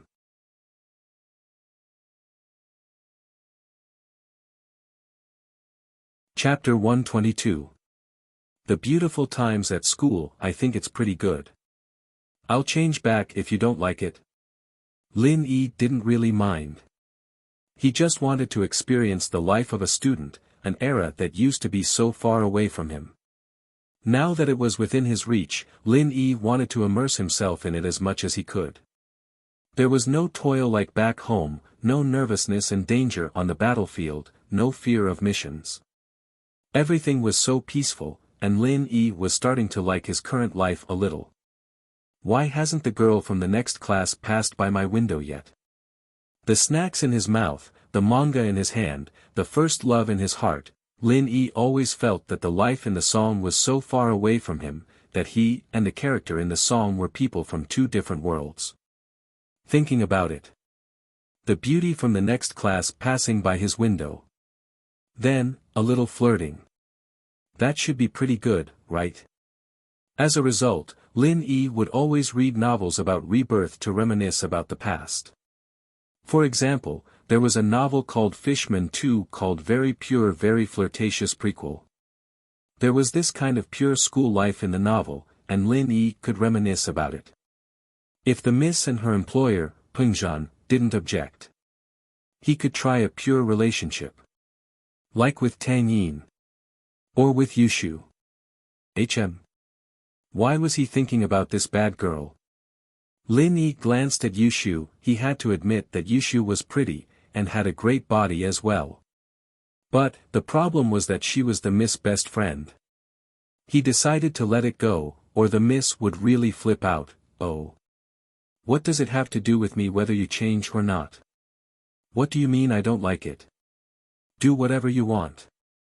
Meng Yao was a little pissed off at Lin Yi's words. Any other guy would have been more than happy to wear the clothes she bought for him every day, but Meng Yao wanted to say that she liked it when he wore yesterday's clothes, but the words turned into the Miss' pride and self-esteem. She sighed deeply in her heart, blaming herself. She wasn't as tough as Shu, daring to say anything she wanted. Ah, I'll wear it tomorrow then. Lin Yi said with a smile. Yeah, Yao Yao told me last night that you look really good in casual clothes. Yushu interrupted. Shu. Meng Yao was about to explode. She'd thought that Yushu was the tough one, but this slip of the tongue ended up leaking the contents of their conversation last night. Lin Yi, on the other hand, looked at Meng Yao, surprised. He didn't expect the miss to be honest at all. Li Fu's car stopped in front of the villa as they were talking, and he honked twice. Meng Yao and Yushu put down their chopsticks, grabbed their bags, and made their way to the villa. Lin Yi looked at the leftovers on the table. He didn't need to be cleared up right away. Lin Yi said. Lin Yushu Lin Yi. Lin Yi picked up his bag and left the villa as well. Pengzhan wasn't around this time, and Lin Yi was still in the front passenger seat. The car started moving slowly towards the school, and Lin Yi got out of the car after getting Faubert to stop. Yushu said as she watched Lin Yi's back. Yao Yao, you're not going to be a good shield if you keep acting like this. Let me think about it. I can't really accept having a boyfriend all of a sudden. Meng Yao shook her head, a little embarrassed. It's fake, but other people won't know. What's the point if other people know it's fake? Yushu was speechless. Lin Yi hadn't even taken 2 steps when he heard someone calling out to him. He turned around to see Kong Xiaobo sprinting towards him. Tang Yin. It seemed that the two of them took the same bus. Boss, what was that car just now? Kong Xiaobo had seen Lin Yi get out of a luxury car. He wasn't able to see what the car was from a distance, but it looked like it was at least 1,000,000 yuan. Oh, a friend's. He was passing by, so he gave me a ride. Lin Yi said faintly. Meng Yao didn't ask him to say anything, and Lin Yi wouldn't say anything. It was better this way. He was still thinking about developing a pure relationship, and if people found out that he was the misfollower, oh, it looks like a pretty cool car. Kong Xiaobo said, a little envious. He suddenly slapped the back of his head and lowered his voice mysteriously. Boss, guess who I took the same bus with today? Tang Yin. Lin Yi said. Ugh. Kong Xiaobo blinked. How did you know? Wasn't she not far behind you? Lin Yi smiled bitterly. I'm not blind. It was supposed to be something exciting, but now that you put it like that, it seems normal. Kong Xiaobo's face was gloomy. I wasn't excited at first, Lin Yi said. Tang Yin's a little prick, whoever messes with her will be unlucky. What did you say, Lin Yi? Tang Yin saw Kong Xiaobo, Lin Yi's follower, the moment she got on the bus, but she didn't pay attention to him. When he got off the bus, she saw that he had bumped into Lin Yi, so she focused her attention on Lin Yi. Tang Yin saw the scene of Lin Yi getting off the luxurious car. She snorted at his explanation to Kong Xiaobo, that it was a friend's car. Wasn't he just a rich young master pretending to be poor at school? He was wearing high-end casual clothes yesterday, and today he was wearing a school uniform. Humph, Tang Yin thought that Lin Yi was a hypocrite. When she heard Lin Yi and Kong Xiaobo talking about her, Tang Yin's ears perked up. It wasn't until Lin Yi started talking about her that Tang Yin subconsciously blurted out. She regretted it after saying it. She didn't want to have too much interaction with Lin Yi. Tang Yin didn't deny that Lin Yi looked manly, but it didn't mean that he was manly. It was a unique charm, and Tang Yin wasn't blind. She was much stronger than Zhou Ruoming. But Tang Yun understood that rich young masters like him treated women like toys. She'd seen too many examples of this. Her childhood playmates were one of them. Tang Yin felt a wave of sadness and helplessness every time she thought about her boyfriend abandoning her. Who asked her family to be the weaker group? She couldn't just go to the young master's house and cry, could she? They might not even open the door. Lin Yi didn't think that Tang Yin would care about his conversation with Kong Xiaobo. He turned around and smiled. I said you're pretty.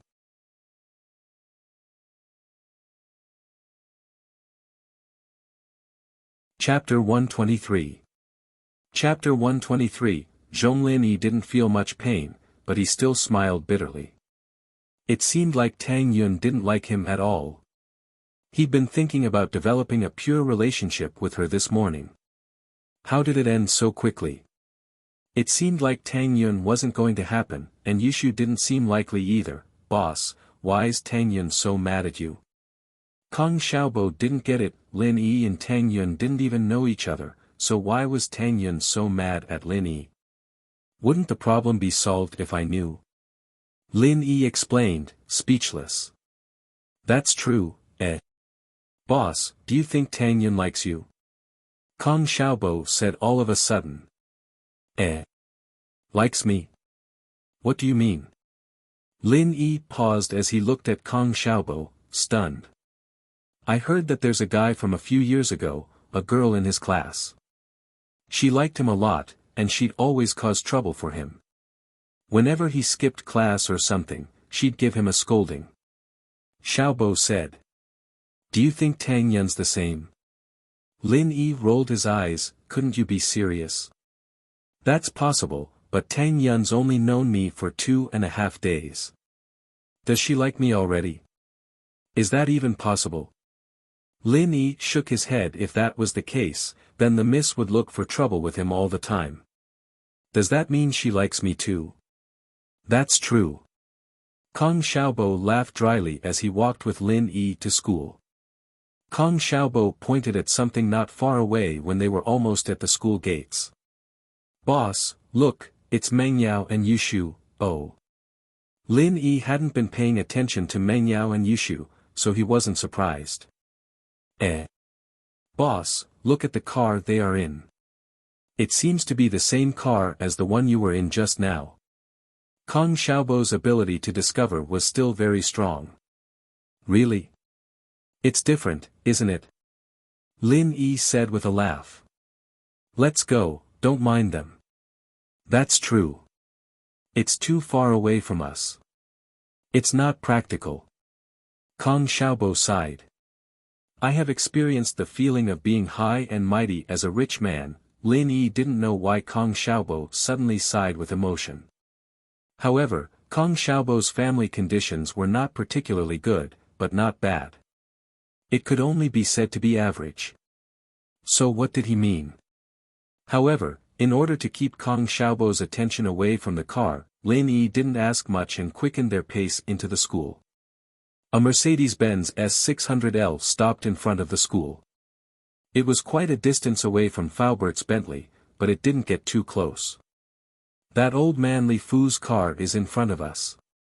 Don't you remember what I said? Zhong Fabai glared at his son in the front passenger seat and lectured him in exasperation. I remember, Dad. Pinliang replied carefully. I won't poke my nose into other people's business anymore. The other people's business he was talking about, of course, was Lin Yi's business. He didn't dare say that he was the one causing trouble for Lin Yi. Instead, he blamed Naipeo for Lin Yi's trouble. Naipeo's foot was stepped on by Lin Yi, so he went to get revenge. This way, he would be able to reduce some of the responsibility. Fabai was part gangster, and naturally, he valued brotherhood. He didn't go overboard when Pinliang tried to get revenge for his brother. He only scolded him and told him to stay out of other people's business. Do you know that you almost ruined my plan this time? He sent my right-hand man, Heibao, to the police station, and I don't think he'll be able to get out for a few years. Luckily, he doesn't know much, or else. Fabai humphed. Remember, your first priority in school is to hook up with that girl, Meng Yao. Don't think about anything else. Do you understand? I understand, Dad. I'll try my best. Pinliang promised. If you can get Meng Yao, your dad won't have to listen to your uncle anymore. Fabai patted Pinliang's shoulder. Alright, go. Hurry up and do it before that old fox Pengzhan can react, or it'll be too late. Fabai wasn't an idiot. He did have some power in Songshan, but it was nothing compared to Pengzhan. If Pengzhan was looking for a son-in-law openly, he wouldn't be interested in Pinliang. So, Fabai told his son to make the first move. Pinliang agreed to his father's words. Although he hated Lin Yi, he couldn't do anything to Lin Yi without his father's support. If his father gave him his full support and got a team of security guards from the nightclub, Pinliang didn't believe that Lin Yi could fight 4 hands with 2 fists. Even if he could, what about 10 or 20? He didn't believe that he couldn't beat him to death. Lin Yi, I'll let you go for now. Once I hook up with Meng Yao, my father will be happy, and he'll gather his men for me. That'll be the day you die. Pinliang thought to himself hatefully. Even if he didn't want to, he could only keep it to himself. He wanted to see if he could think of a way to cause some trouble for Lin Yi and annoy him a little. As long as he didn't fight him head-on, Lin Yi wouldn't suspect him. Yao Yao. Pin Liang took 2 steps forward and chased after her. Yao Yao, the fly's here again. I told you, you and Shield Bro wouldn't be in so much trouble if you got together with him earlier. Yushu giggled as she pointed behind her. Meng Yao rolled her eyes and turned around helplessly. Pin Liang, are you deaf? Pin Liang paused. Why was Meng Yao calling him deaf all of a sudden? What was going on? He should be the one calling her that. Why was she calling him that? Yao Yao. What do you mean? What deaf? Pin Liang didn't know what was going on. Last time, you called me Yao Yao at the school gate. I told you not to call me Yao Yao, call me by my full name. So, I can only assume that you either have a problem with your IQ, or you're deaf. Meng Yao said. Pin Liang's face darkened at Meng Yao's mockery. You're just a little prettier and from a better family, aren't you? Just wait until I catch up to you. Humph, I'll teach you a lesson. But since he couldn't catch up to her right now, Pin Liang put on a flattering face. Isn't my uncle and Uncle Chu's colleagues? We're old friends, so I was thinking of calling you Yao Yao. Oh, you can call me whatever you want then. Meng Yao really couldn't be bothered with him anymore. Pin Liang was overjoyed at Meng Yao's words. Did this mean that Meng Yao agreed to let him call her Yao Yao?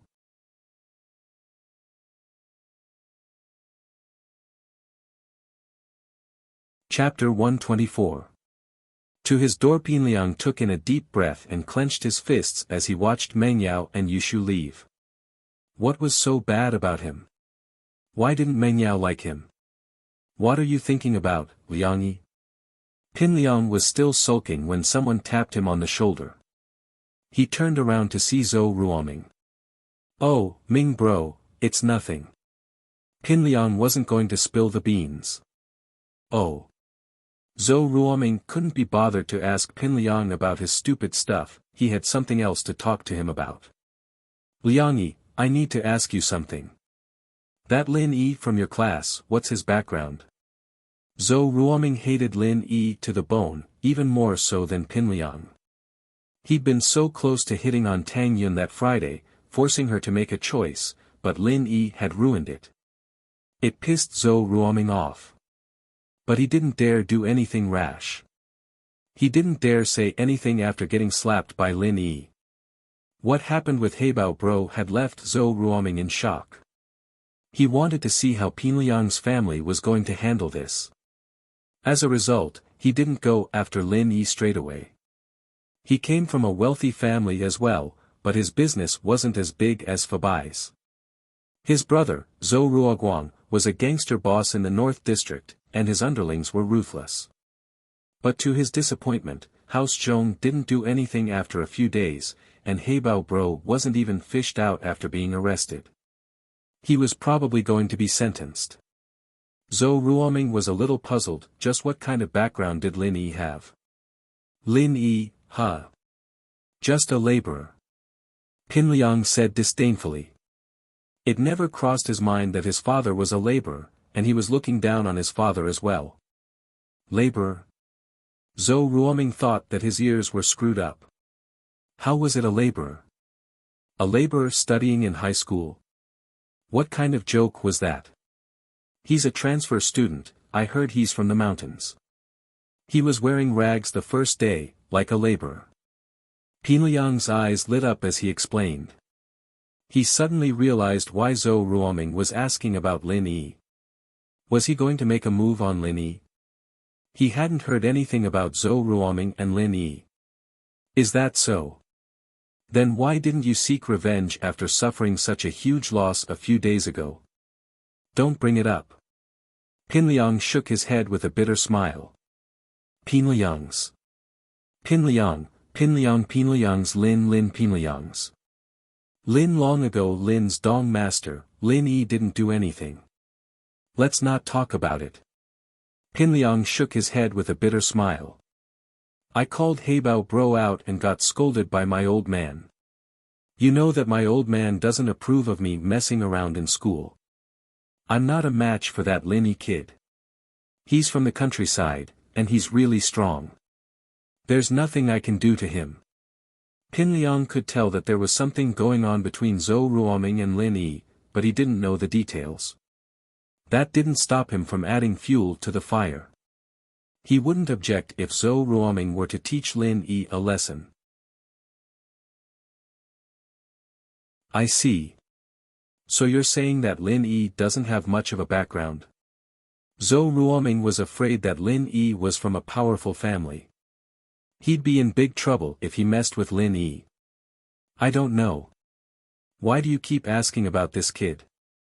Pin Liang pretended not to understand what Zhou Ruoming was getting at. Oh, nothing, I'm just curious. Curious. Zhou Ruoming said. I'm leaving now, my brothers are asking me to play basketball. Pin Liang curled his lips. Curious. Curious my ass. But it seemed like Zhou Ruoming was going to make a move. That was good news.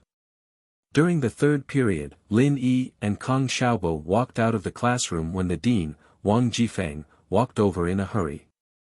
His face turned serious when he saw Lin Yi. Lin Yi, come with me. Oh, okay. Lin Yi knew that Wang Jifeng was pretending to be serious in front of Kong Xiaobo. Their relationship was a bit weird, but he couldn't expose it.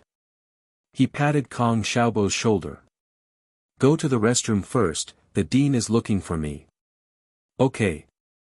Kong Xiaobo was a little worried, but he couldn't ask too much in front of the dean. He could only leave. After Kong Xiaobo left, Lin Yi asked, "What's up, Dean Wang?" It's like this. This is the case. Captain Yang of the police station's criminal police team is here. He has something to look for you. Wang Jifeng smiled bitterly. I think it's probably because of last week's incident. You should be careful. Don't talk nonsense. Just say that you don't know what he asks you. I will handle the other things for you on behalf of the school. Wang Jifeng took the responsibility for Lin Yi on his own accord. It seemed like he really wanted to build a good relationship with Lin Yi. Part of it was Lin Yi interrupting him the other day, but part of it was Pengzhan. Ah. Okay. Lin Yi knew that Huaijuan wasn't here because of last week's incident. It was most likely because the medicine he gave him was working, and the guy couldn't help but come looking for him. Still, the timing wasn't bad. If it were any other day, people would be suspicious if a criminal police captain came looking for a student out of the blue. But with last week's incident as a cover, no one would suspect anything. The two arrived at the dean's office, and Wang Jifeng pushed the door open. Captain Yang, I've brought Lin Yi here. But we have to make this clear.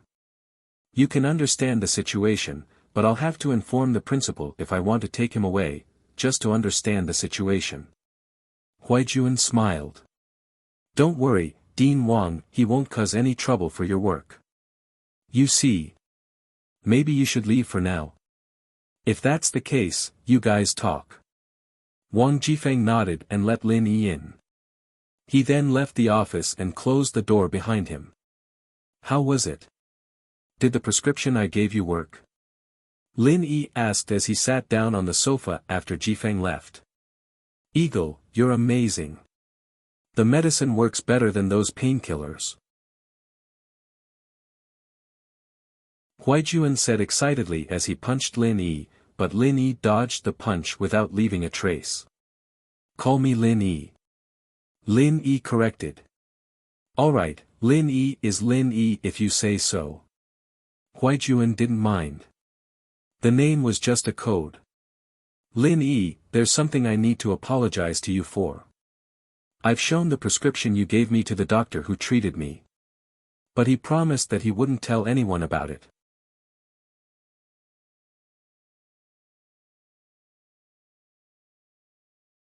Chapter 125. She's a bit careless, he wants to see you, but I haven't agreed yet. I just told him I'd try to contact him. Huaijuan said. I don't know what mission you're on, and it's not my place to ask. You don't have to see him if it's not convenient for you. Mission. Lin Yi smiled bitterly as he rubbed his nose. I really don't know what's going on with this mission, I don't even know where it's coming from. How could I not meet your savior? Of course I'll see him. Don't force it. Huaijuan said, touched. He knew that Lin Yi wasn't the type to get involved in other people's business, and Lin Yi wouldn't have the time to meet a stranger if it weren't for him. What's there to force it? I've got nothing better to do anyway. Lin Yi said with a smile. Plus, I have you as my backup, it'll be easier for me to do things in Songshan. Alright then, you set a time. Huaijuan said, not bothering to waste words with Lin Yi. There was no need for words of thanks, it'd be too cliché. Tomorrow. Tell Jifeng that he wants me to go to the police station to make a statement, I'll be able to get away that way. Otherwise, it'll count as me skipping school, I don't want to. Lin Yi said as he pointed at the door. Alright, I'll go talk to him later. Huaijuan nodded. It was a small matter. Oh, right, I forgot what I was supposed to be doing. I made you some medicine, drink it when you get home. Your body'll feel a lot better after the first stage, and I'll give you the second stage medicine. You'll be back to normal in about 3 months. Lin Yi said. 3 months. Huaijuan froze as he stared blankly at Lin Yi. If it's fast, it'll take at least 2 months. Lin Yi said, assuming that Huaijuan thought it was too long. The herbal soup isn't too tasty, but you'll have to bear with it for 2 months, Lin Yi, you're not joking, are you? My body'll be back to normal in 2 months. Like a normal person. Huaijuan was getting a little excited. Seriously? The doctor said that it's already a blessing that my condition hasn't worsened, but I can actually recover. Ugh, so you aren't afraid of drinking medicine? Lin Yi smiled. You still don't believe my words. I do. Of course he believed it. It's just too shocking. Huaijuan was truly shocked, but he trusted Lin Yi's words. On the battlefield, there had been many times when the enemy was about to catch up to them, but it was all because of Lin Yi's correct judgment that they were able to escape from danger, and then turn around and kill the enemy. Therefore, Lin Yi's prestige in the team was unparalleled. Lin Yi's words were also carried out by the team members without reservation. You brat. I'm afraid of drinking medicine. He did not even feel a bullet hitting his body, so why would he be afraid of drinking Chinese medicine? Are you mocking me?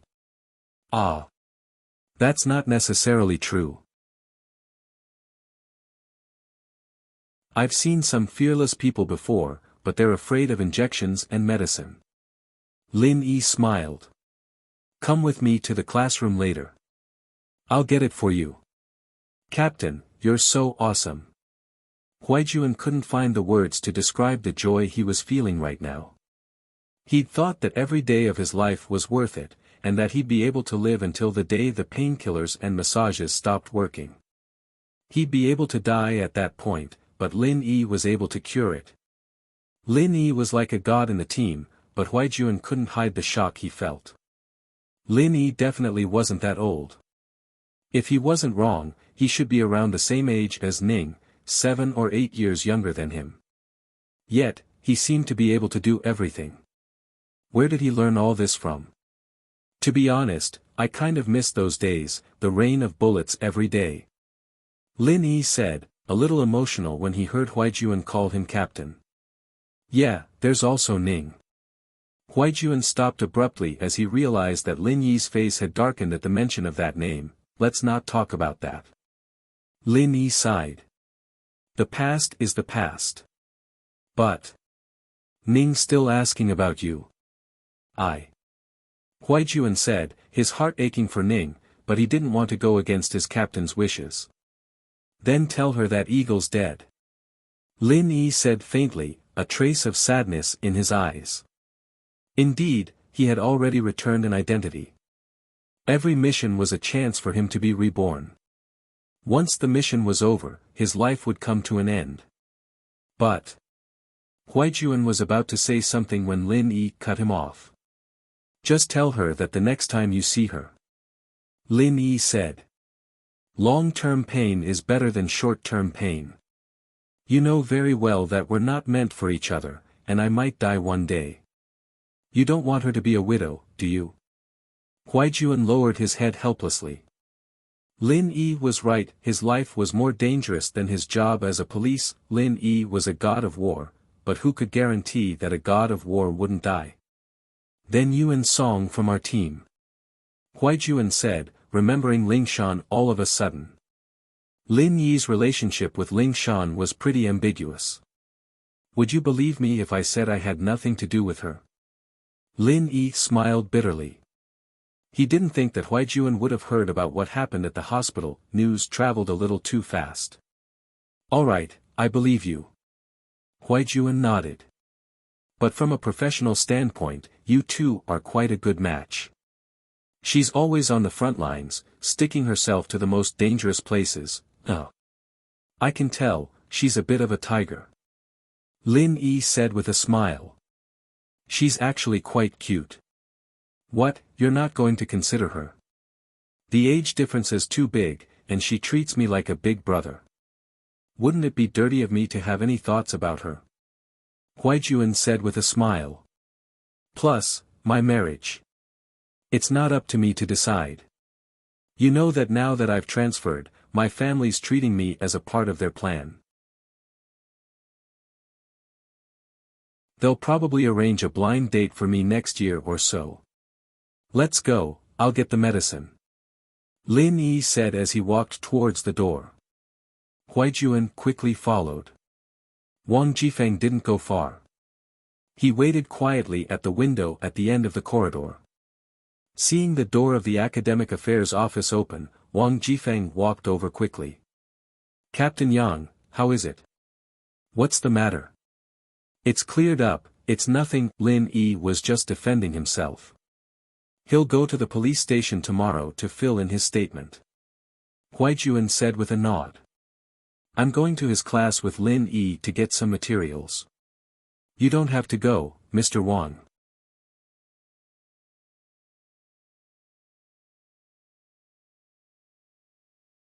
Chapter 126.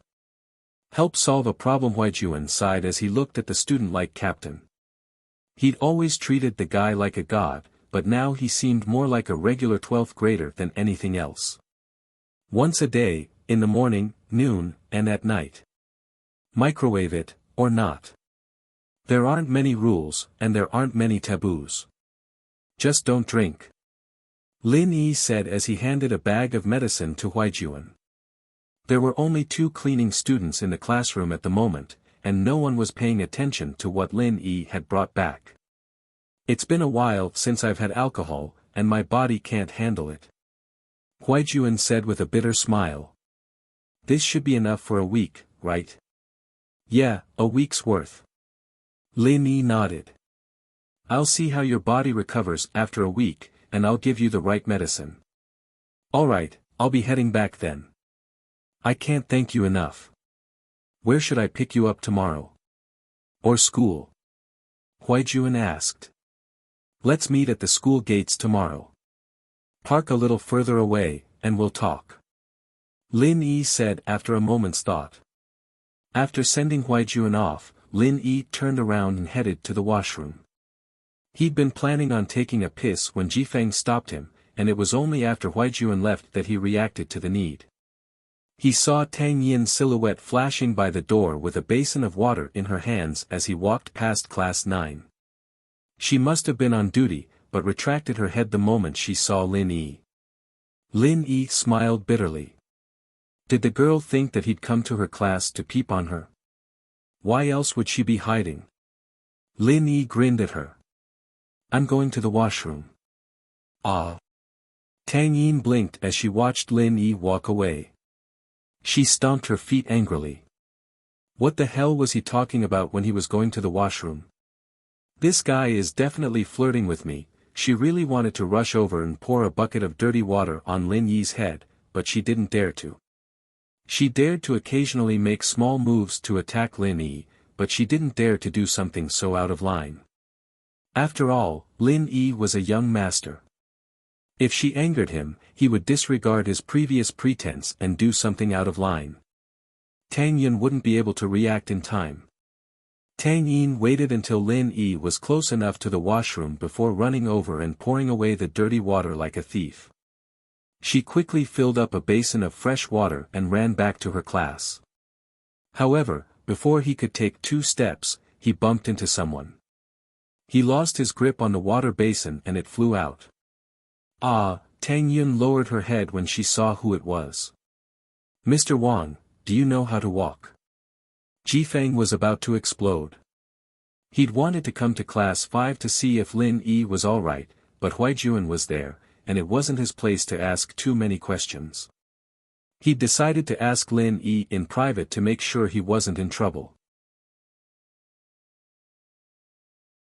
In the end, just as he reached the door of grade 12 class 9, a student in front of him splashed a pail of cold water on his face, making him look like a drowned rat.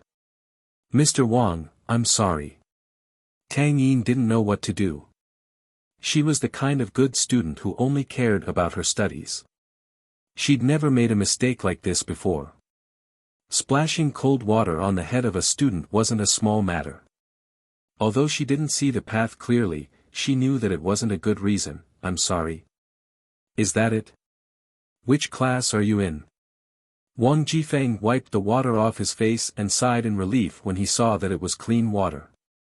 If it was dirty water, then he'd lose all his face as the dean. I'm in class 9. Tang Yin lowered her head. She'd never lied before, so she came clean when Wang Jifeng asked. In fact, lying was useless in front of class 9's door. Go back and write a self-reflection report, then read it in the broadcasting room. Wang Jifeng didn't care if the student did it on purpose or not, but he had to do something about it. Otherwise, where would his reputation as a dean go? Could other students splash water on her too? The broadcasting room. Tang Yun's heart skipped a beat. That was usually a place for bad students to reflect on. Today, it was her turn. She felt wronged at the thought. She wouldn't have run away if it weren't for Lin Yi. But how was she going to explain this to Mr. Wang? After all, it was a fact that she ran away rashly, but self-reflection. For a top student like Tang Yin, it was difficult. Tang Yin had never written a self-reflection report since she was young, nor did she make any mistakes. Tang Yin's eyes reddened at the thought. She was a girl, going to the broadcasting room to do self-reflection. Ah, Mr. Wang, did you just shower? But your hairstyle is pretty cool. You look a lot younger. Lin Yi came out of the washroom and saw the scene of Tang Yin accidentally splashing water on him. He couldn't help but laugh. This girl was too reckless. When he saw Wang Jifeng scolding Tang Yun, Lin Yi didn't think much of it. He wanted Wang Jifeng to teach this little troublemaker a lesson so that she wouldn't cause trouble for him. But when he saw that Tang Yun was about to cry, Lin Yi couldn't bear it anymore and walked over. Ah. Ugh. Wang Jifeng didn't think that he would meet Lin Yi at this time. Moreover, Lin Yi praised his hairstyle. It didn't matter if it was true or not, he couldn't say anything about Tang Yin splashing water on him. He could only nod. The weather is getting hotter. It'll be cooler if I take a shower. Oh, I thought Mr. Wang just finished exercising. Lin Yi laughed. Ha. I saw the students doing the bathroom, so I followed along. Wang Jifeng sweated as he looked at Lin Yi's evil smile. This kid really wasn't easy to deal with. Sure enough, he knew everything that had happened that day. Oh. Lin Yi nodded and suddenly turned to Tang Yin. Tang Yin, you're here. Don't wait for me. Go back to the classroom first. I have something to talk to Mr. Wang about. Ah. Tang Yin didn't expect Lin Yi to be this familiar with Wang Jifeng, chatting casually with him. Lin Yi was a young master with a strong background, after all, so Wang Jifeng naturally gave him some face. But at this moment, Tang Yin understood that Lin Yi was helping her out. Tang Yin felt sour in her heart. She was a top student, but she wasn't as useful as Lin Yi's identity. She looked at Lin Yi, then at Wang Jifeng. Wang Jifeng didn't think that Lin Yi and the girl who splashed water on him knew each other. When the girl raised her head, Wang Jifeng saw that it was Tang Yin, the prettiest girl in the school. He couldn't help but smile bitterly. It seemed like there was something going on between Lin Yi and her. No wonder Lin Yi pointed him out. It seemed like he wanted him to let Tang Yin go.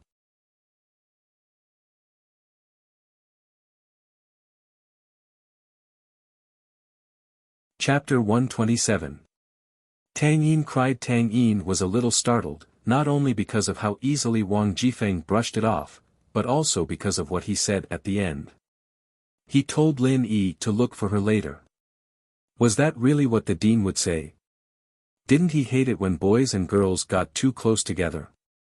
Why was it today? Tang Yin sighed faintly. Was this all because of Lin Yi's identity? She went back to class absent-mindedly and didn't do anything else. She sat in her seat and quietly thought about the events of the past few days. She didn't know if Lin Yi really liked her or not. She snuck a peek out of the classroom window to see Lin Yi and Wang Jifeng chatting happily. Tang Yin curled her lips. Would you still be able to do that if you weren't a young master? Tang Yin was both afraid and annoyed of Lin Yi. It was fine if he cared about his image, since she could throw a tantrum in front of him and make things difficult for him. But what if he didn't care about anything? Tang Yin didn't dare imagine what he'd do. There were too many unscrupulous young masters in Songshan, and Tang Yin had heard of them before. If it weren't for Songshan's strict school rules, she wouldn't have been able to escape her fate. Fortunately, Songshan's first school was a star private school in the city, and even the province. Their enrollment rate had always been one of the best, and the board of directors had powerful backgrounds as well. Those young masters might be unruly, but they didn't dare cross the line in school. Otherwise, they'd be mercilessly expelled even if they had a background. She thought back to her childhood playmate, her best friend, who now had both legs crippled and stayed at home all day. She used to be like her, full of dreams and hope for the future, but now, it was said that children from poor families matured early, and Tang Yin was no exception. It wasn't that she didn't understand the fickleness of society. What happened to her father made her understand how weak her family was, but she didn't think that those young masters would take pity on her and help her family. Her best friend's boyfriend had said the same thing, saying that he'd help her family get rich and move out of the slums. He'd even boasted in front of her that he'd take care of everything for her family, but what happened after that? Little Tang Yin's heart unknowingly grew wary and guarded against young masters like Lin Yi. Perhaps she was too afraid of Lin Yi, and that was why she did something so extreme to protect herself. But Tang Yin also understood that if Lin Yi were to drop his disguise one day, her little actions wouldn't do anything to Lin Yi, and would only provoke him instead. Thinking up to here, Tang Yin regretted provoking him and stepping on his foot. What if he couldn't take it anymore? Tang Yin's mind was a mess until she heard a knock on the window, startling her. She raised her head in panic, and saw Lin Yi standing there with his hand on the window. It was obvious that he was the one who knocked. You! What are you doing? Tang Yin was a little scared. She was just thinking about whether or not Lin Yi could force himself on her, but Lin Yi appeared. Lin Yi pointed at the plastic handle on the window. Although he could tell what she was saying from the shape of her mouth, Tang Yin wouldn't be able to hear him. The sound insulation of the plastic window was quite good. Oh! Tang Yin realized that the window was closed, and Lin Yi wouldn't be able to hear her.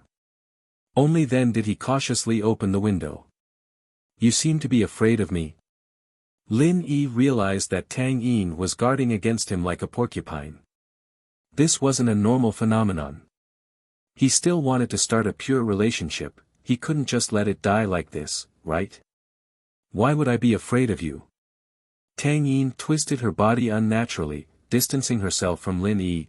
What about you, what do you want? Nothing. Lin Yi felt innocent. Although he was lusting after Tang Yin's looks, and she was indeed a beauty, he was a normal man. He would more or less have some thoughts, but he didn't do anything further. Tang Yin looked at his innocent eyes, and bit her lips angrily. You chased Zhou Ruoming away, and now you're trying to please my mother. You even gave me a dress, didn't you want to pursue me? Tang Yin was a little shy, but since the conversation had reached this point, she might as well make it clear so that Lin Yi could give up early. Ugh. Gave you a dress. Lin Yi didn't think that she would still think that he was the one who gave her the dress after he asked for 50 kuai. This gift was too good. He would open a gift company in the future, specializing in giving gifts to people. But wooing. It seemed that he was right. Tang Yun really thought that he was wooing her. She did all this just to get close to her. Lin Yi thought that Tang Yun wanted to woo her. Lin Yi could only smile bitterly. If Huijuan knew about this, he would laugh his head off. Fine, I want to pursue you, so what? Lin Yi wanted to tease Tang Yin, so he nodded and admitted it. You. How could you do this? Tang Yin didn't think that once she provoked him, Lin Yi would really take off his disguise and admit it. She didn't know what to do, so she lowered her head and didn't dare to look at Lin Yi. She didn't have the courage to question him anymore. Tang Yin buried her head very low, almost into her collar. The back of her neck was originally covered by her hair, but her fair skin was reflected in Lin Yi's eyes, making his imagination run wild. Lin Yi wanted to tease her a bit more, but he saw Tang Yin's long eyelashes flutter, and her body was slightly moving up and down. There was a trace of tears at the corner of her eyes, sliding down her cheeks. Lin Yi jumped in fright. Tang Yin was crying. Little thorn, she wasn't that weak, was she? He thought that she was strong when she stepped on his foot fiercely, but he didn't think that she would cry after a few words. Even Wang Jifeng didn't have that much strength. All right, don't cry. Lin Yi had never coaxed a girl before, and he was a bit flustered. He didn't know what to do. If you don't cry, I'll buy you candy. Tang Yun got even angrier as she listened to Lin Yi's nonsense, thinking that he was mocking her on purpose. She felt wronged and cried even harder as she laid her head on the table, sobbing. All right, as long as you don't cry, I'll promise you one thing, as long as it's within my power. Lin Yi had never promised anyone anything before, but if he made a promise, he would definitely keep it. If Huijuan knew that the captain was making a promise just to coax a girl not to cry, he'd be shocked to death. Who cares? Tang Yin felt wronged, and ignored Lin Yi after that.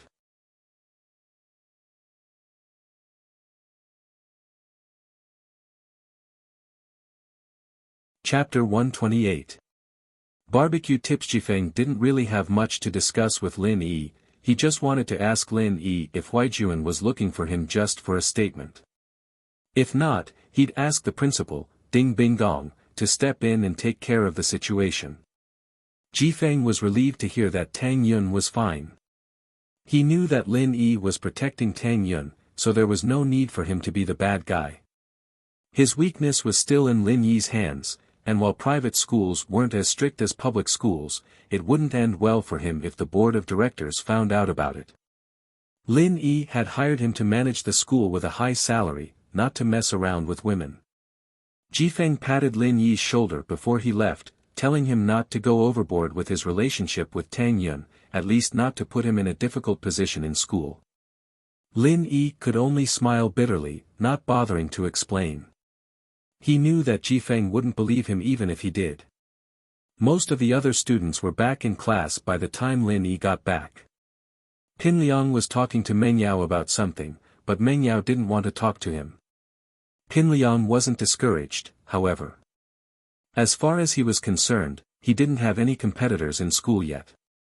He was the only one who was good enough for Meng Yao, so he wasn't worried at all. Lin Yi didn't bother with him either.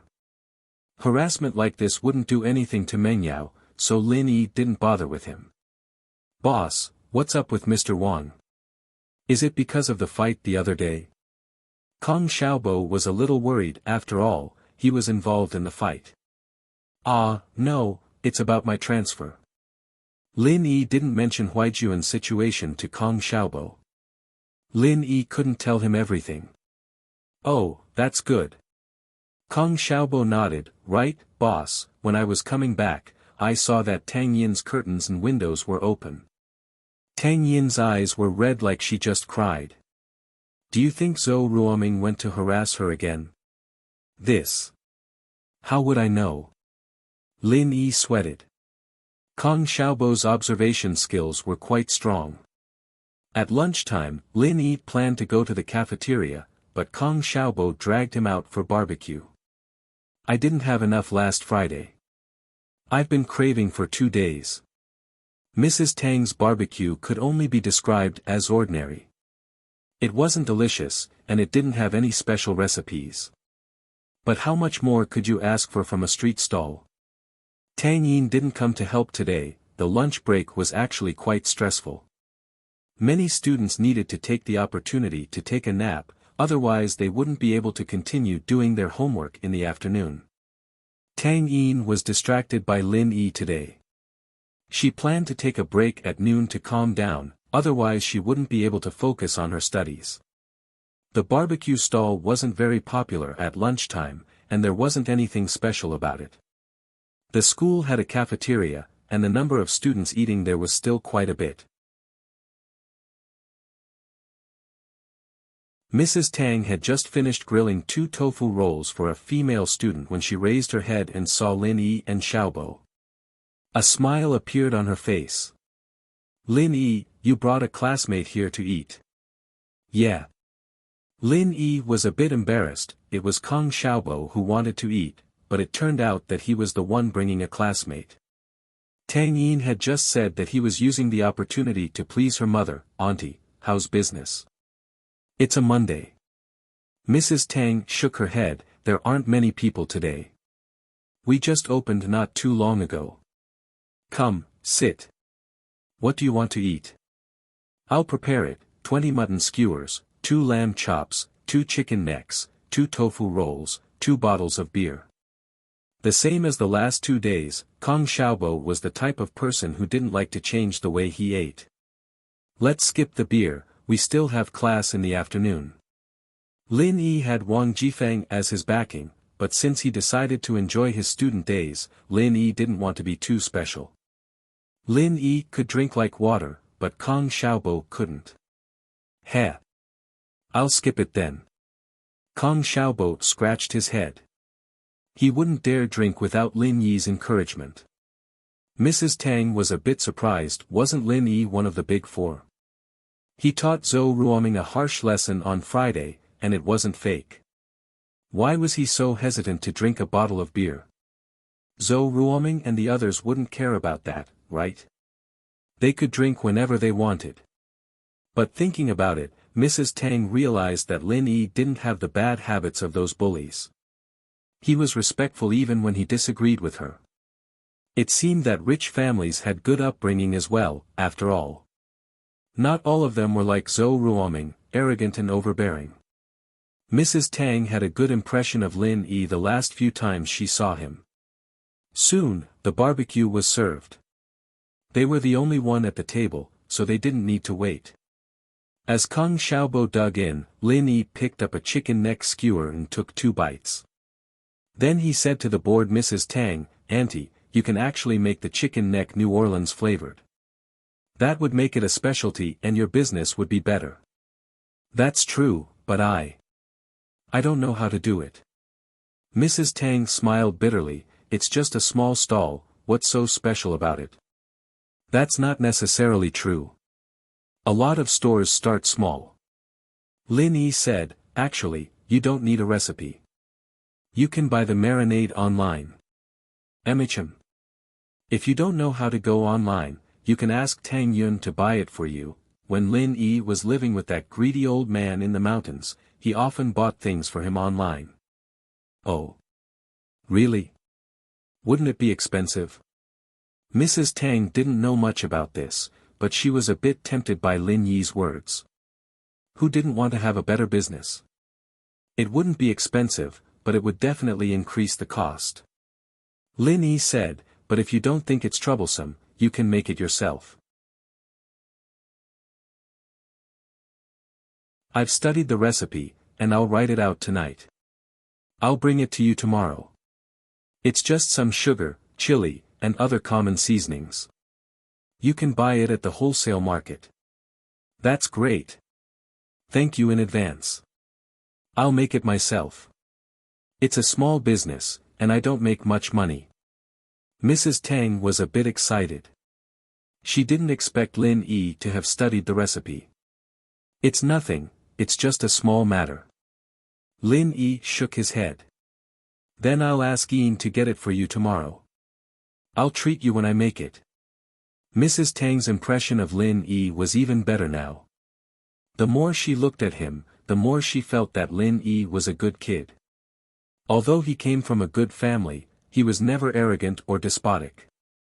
He was polite to people.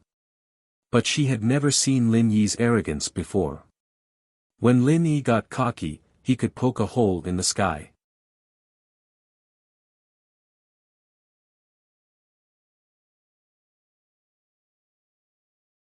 Chapter 129. Kick you if you get in the way, boss, you're saving the country in a roundabout way. Heh heh, it looks like Tang Yun's mom has a good impression of you. Kong Xiaobo said as he looked at Lin Yi. Heh heh, changing the recipe will bring you closer to Tang Yun's mom. I see you eating barbecue all day, and I don't think it's very tasty. You can eat it yourself if you change it up. Lin Yi said as he slapped Kong Xiaobo's head. What are you thinking? Heh heh, nothing, nothing. Kong Xiaobo shook his head. You can eat it yourself if you change it up. Lin Yi shook his head with a smile, not replying. From Kong Xiaobo's point of view, he was pursuing Tang Yun, wasn't he? But Lin Yi didn't explain. He'd already made such a bold statement in front of Tang Yun today, and it wouldn't be right to explain himself. It was lunch break, and the third years were quiet. It wasn't as noisy as the first and second years. Lin Yi and Kong Xiaobo stood at the window at the end of the hallway.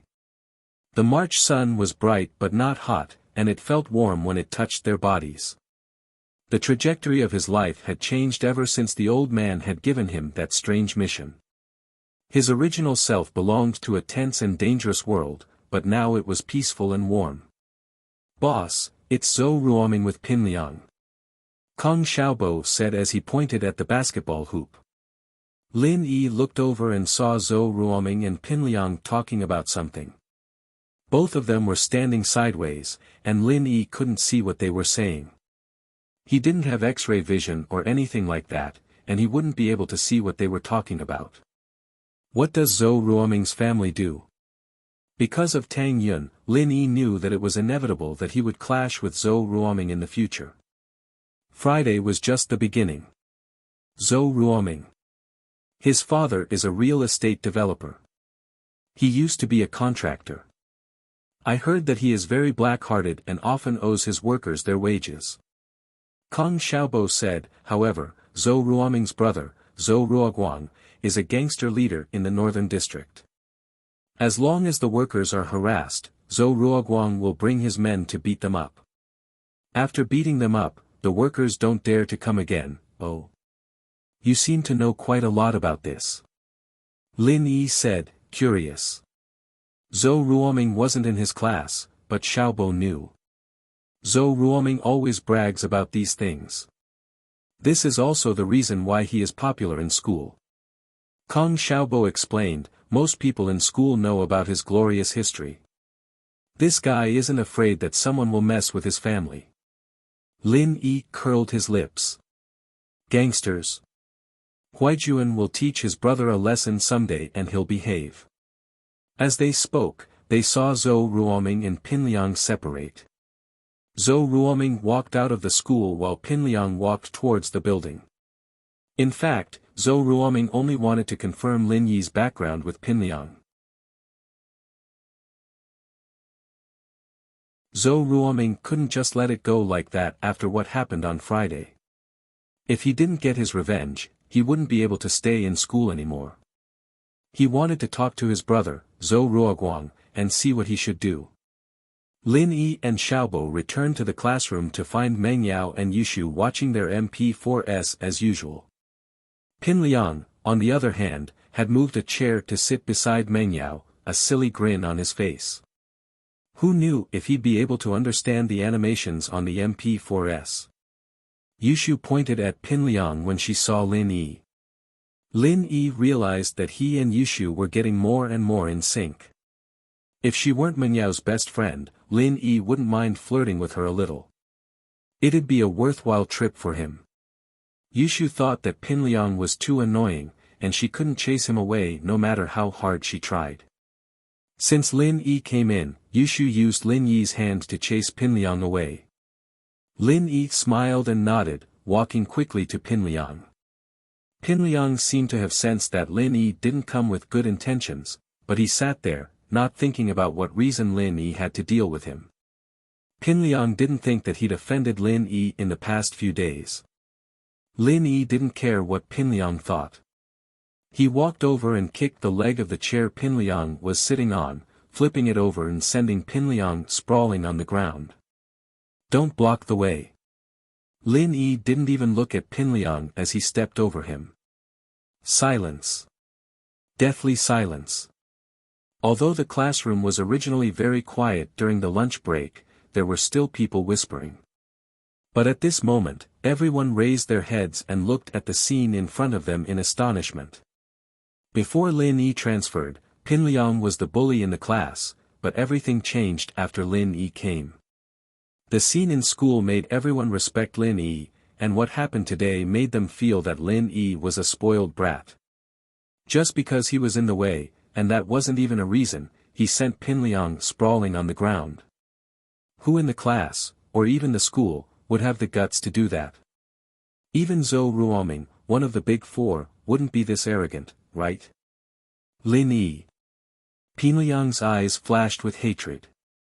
He didn't want to give up, he wanted to jump up and fight Lin Yi. But he didn't dare. Pinliang clenched his fists tightly, his heart filled with humiliation and helplessness. Lin Yi, just you wait, Zhou Ruoming will take care of you. You can be arrogant for a few days first. Pinliang quietly got up from the ground, put his chair back on his seat, and sat back down. Meng Yao looked at Lin Yi's back in shock. This guy was a natural-born violent maniac. That kick was fierce, but it was stylish. Men like this gave her a sense of security. Yao Yao, did you notice that Shield Bro is really handsome? Yushu gave a thumbs up, admiring Meng Yao. Shu, are you charmed by him? Meng Yao saw Yushu's infatuated expression and felt a little uncomfortable. Hee, a little, but don't worry, Yao Yao, I won't fight with you. Yushu giggled, your choice is my choice, you.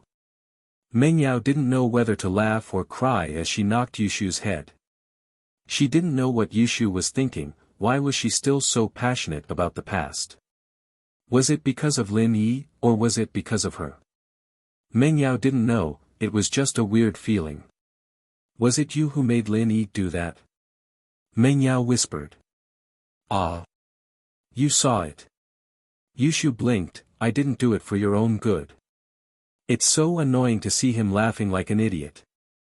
You beat him, but Shu, you need to watch your image. If Lin Yi keeps doing this, he'll probably be expelled in a few days.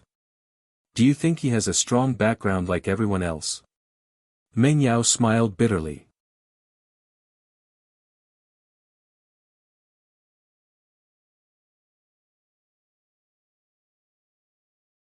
Chapter 130. Chapter 130, Kong Xiaobo's family. As the saying goes, bad news travels 1,000 miles. Even in the neighboring Class 9, Lin Yi's amazing feats were spreading like wildfire. Tang Yin wanted to take a nap at noon, but she couldn't. Her mind was filled with Lin Yi's despicable smile. She rubbed her sore temples and the corners of her eyes, which were red from crying. She lifted her head, wanting to read a book when she heard someone talking about Lin Yi's name. Tang Yin's heart tightened. She didn't know why she was concerned about the name. Was it because she was afraid that people would talk about Lin Yi chasing her? Did you know? When I went to the washroom just now, I saw the new transfer student from 12th grade class 5 kick Pinliang's chair over. Pinliang fell flat on his back. The boy beamed with joy as he told his classmates about what he had seen and heard. Do you know why? Because of what? A few students who were listening to the side asked. Life in the 12th grade was simple and ordinary, so the occasional exciting news was enough to keep everyone happy for a while.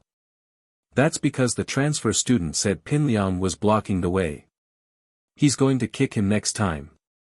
The boy said as if he was Lin Yi himself. Don't you think he's amazing?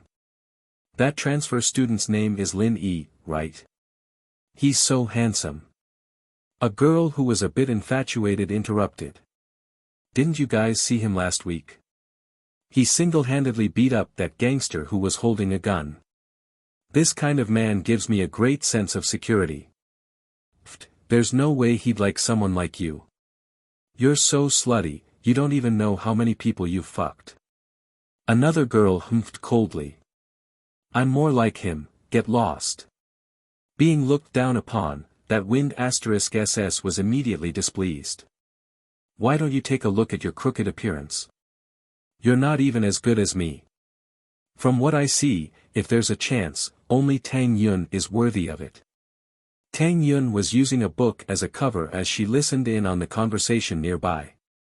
She couldn't help but curl her lips when she heard Lin Yi kick Pinliang's chair over. He was still a playboy after all. It hadn't even been 2 days, and now he was showing his true colors after being provoked by her. Just as he was feeling disdainful, he heard someone mention him and even said that he and Lin Yi were a good match. He couldn't help but feel a little annoyed, but he couldn't get up to refute it. This kind of thing, the more he tried to explain, the worse it would get. His annoyance toward Lin Yi grew. Lin Yi didn't know that his glorious deeds had spread. When he returned to his seat, he saw Kong Xiaobo giving him a thumbs up. Lin Yi didn't care. Study hard. Let's see what you can do if you can't get into a university. Hee, I'll start reading now. Kong Xiaobo smiled bitterly. Man, if my family was like second grandpa's family, I wouldn't have to study so hard. I could be a playboy too.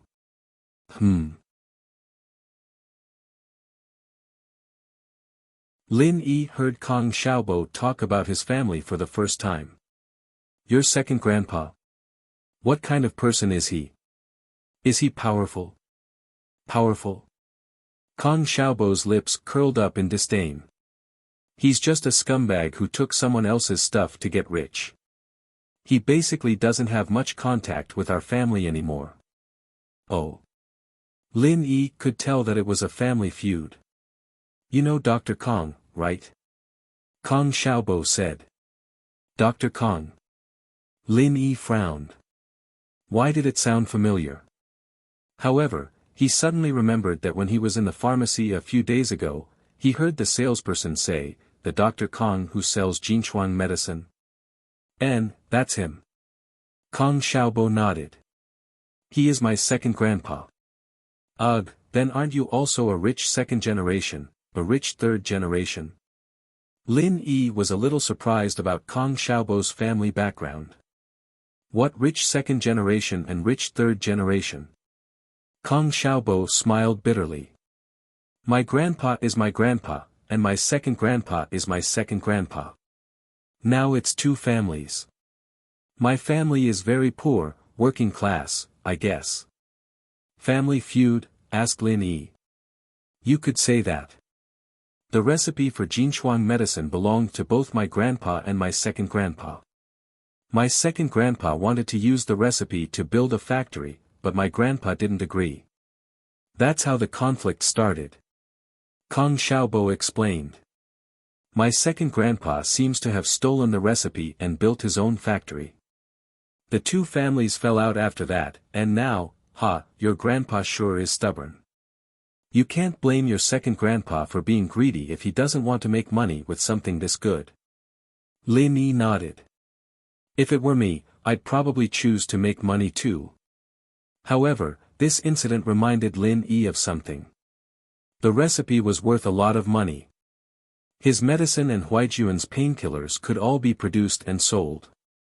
The profits would be huge. And this was something that needed to be researched. He wanted to see if he could find someone to work with and earn some money. It wasn't right to keep using Minyao's family's money. It was like living off a woman. That's what I was thinking, actually. Kong Xiaobo stuck his tongue out. My second grandpa stole the recipe, and I asked my grandpa if he knew what ingredients were in the recipe. He said he'd forgotten about it after looking at it. Man, there's nothing I can do about it. I'll have to work hard myself. You're pretty open-minded. Lin Yi looked at Kong Xiaobo in a higher light now. So what if I don't? Looking for trouble? What's wrong with you? Kong Xiaobo said helplessly. All I can do is sigh sometimes. Alright, boss, I'm going to go read. Dr. Kong. Recipe. Lin Yi frowned. There had to be more to this than meets the eye, but Kong Xiaobo didn't say anything about it. Maybe he didn't know much. But it wasn't as simple as it seemed. Ling Shan was going crazy. The robbers were hiding really deep, and they were in a mountainous area.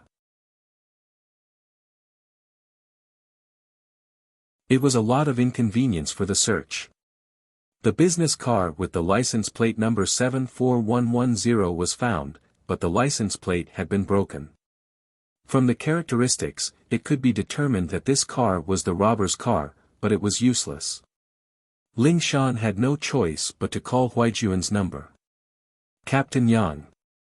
Ling Shan was a little embarrassed to speak. Song, it's about the robbers, right? Huaijuan guessed that it was about the case.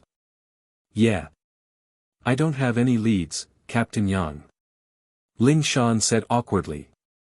Song, I'm not that good at solving cases, actually. I'm just careful, that's all. This is different from a normal bank robbery, it involves Pengzhan and Mengyao, so the kidnapping is their main goal, robbery is secondary. Huaijuan said. These people are organized, and I'm afraid rushing them won't work, especially with how tight the situation is right now. Their superiors will tell them to hide as well. Ling Shan wasn't expecting Huaijuan to be helpless.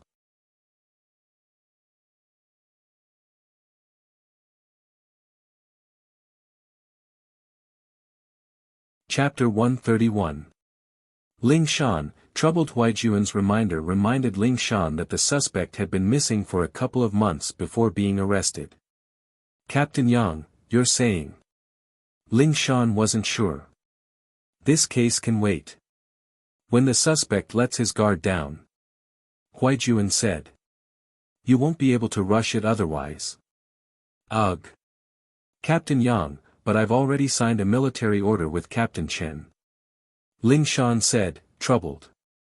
She wouldn't have signed a military order if she'd known that the case was this complicated. Wasn't she just asking for trouble? I see. Huaijuan was speechless. Ling Shan really was brave enough to take responsibility for her doing, even he didn't dare do something like this. This case was complicated, and the interests involved weren't as simple as they seemed on the surface. Who was Pengzhan? He was a member of the Provincial Political Consultative Committee, a celebrity entrepreneur in the province. Not only did he have a wide network of contacts, but he was also friends with the military's House Chen. Someone dared to touch his daughter with a background like that, and it went without saying that this person's background and power were beyond imagination. Normal people would be looking to die if they dared to touch Pengzhan, but people who dared to touch Pengzhan's people had to be on an even higher level. Even with Huijuan's family background, they wouldn't want to mess with someone like that. This was a very difficult case to handle. Song, you're a little too hasty with that military order, Huijuan said.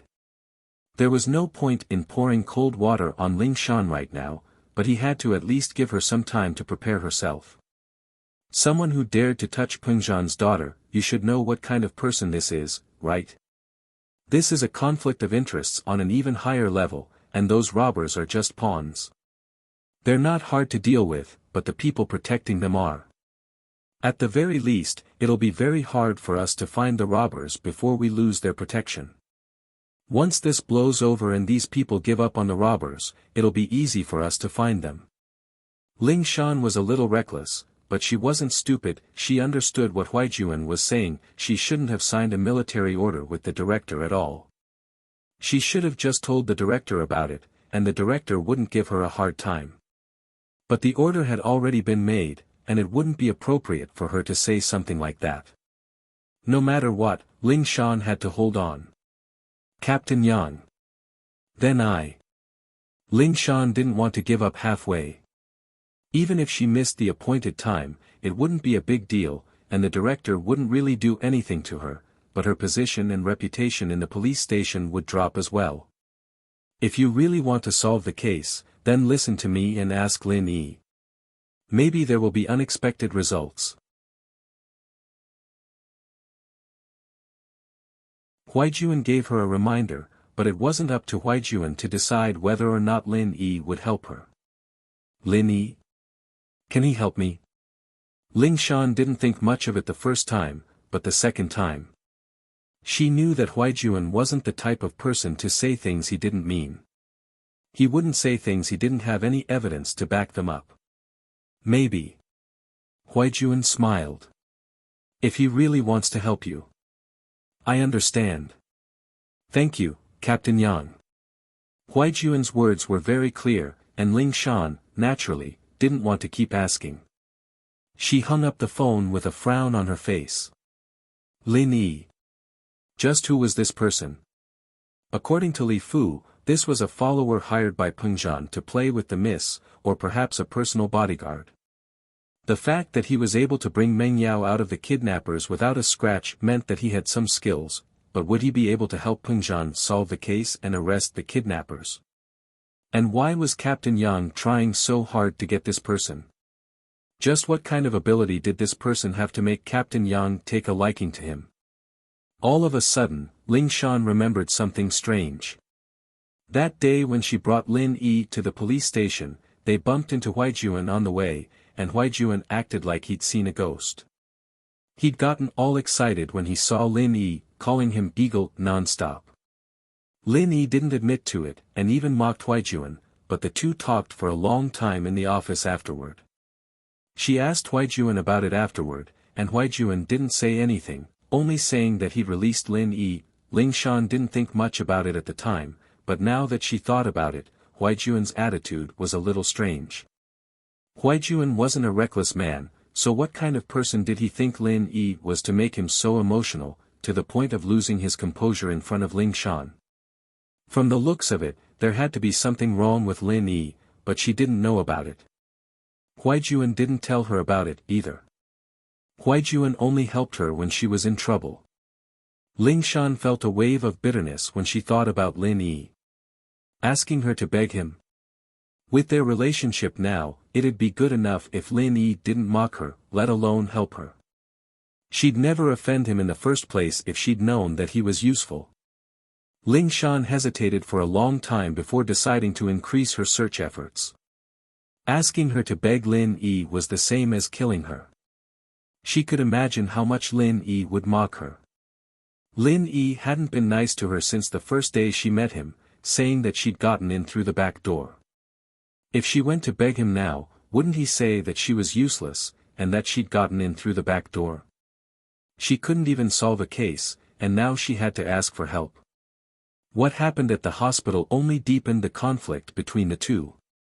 She just wanted to teach him a lesson, but who would have thought that it'd turn into a flirtatious drama? She really regretted it. Ling Shan sighed. Why was she so unlucky? She was the instructor of the Rampage Special Forces, and yet she'd fallen into the hands of a little man. How embarrassing was that? Wouldn't her old comrades and students laugh their heads off if they knew that Instructor Song was being looked down upon? That wasn't even the second. The most frustrating thing was that she'd grown up in the compound, and all the boys around her had always been obedient to her. She'd never been taken advantage of like this before. Asking her to beg Lin Yi was the same as lowering her head to Lin Yi. When had she ever lowered her head to anyone? Ling Shan was conflicted, and so she vented her anger on her underlings, ordering them to increase their search efforts day and night. They had to find the culprit.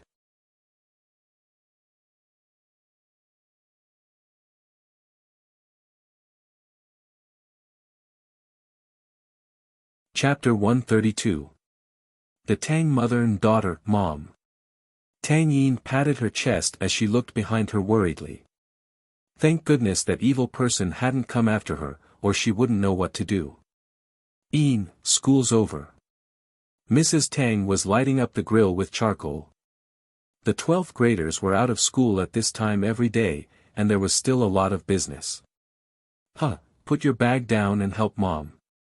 The 12th graders finished school late, and it was already past lunchtime. Most of them would buy something to eat before going home for dinner. Mom.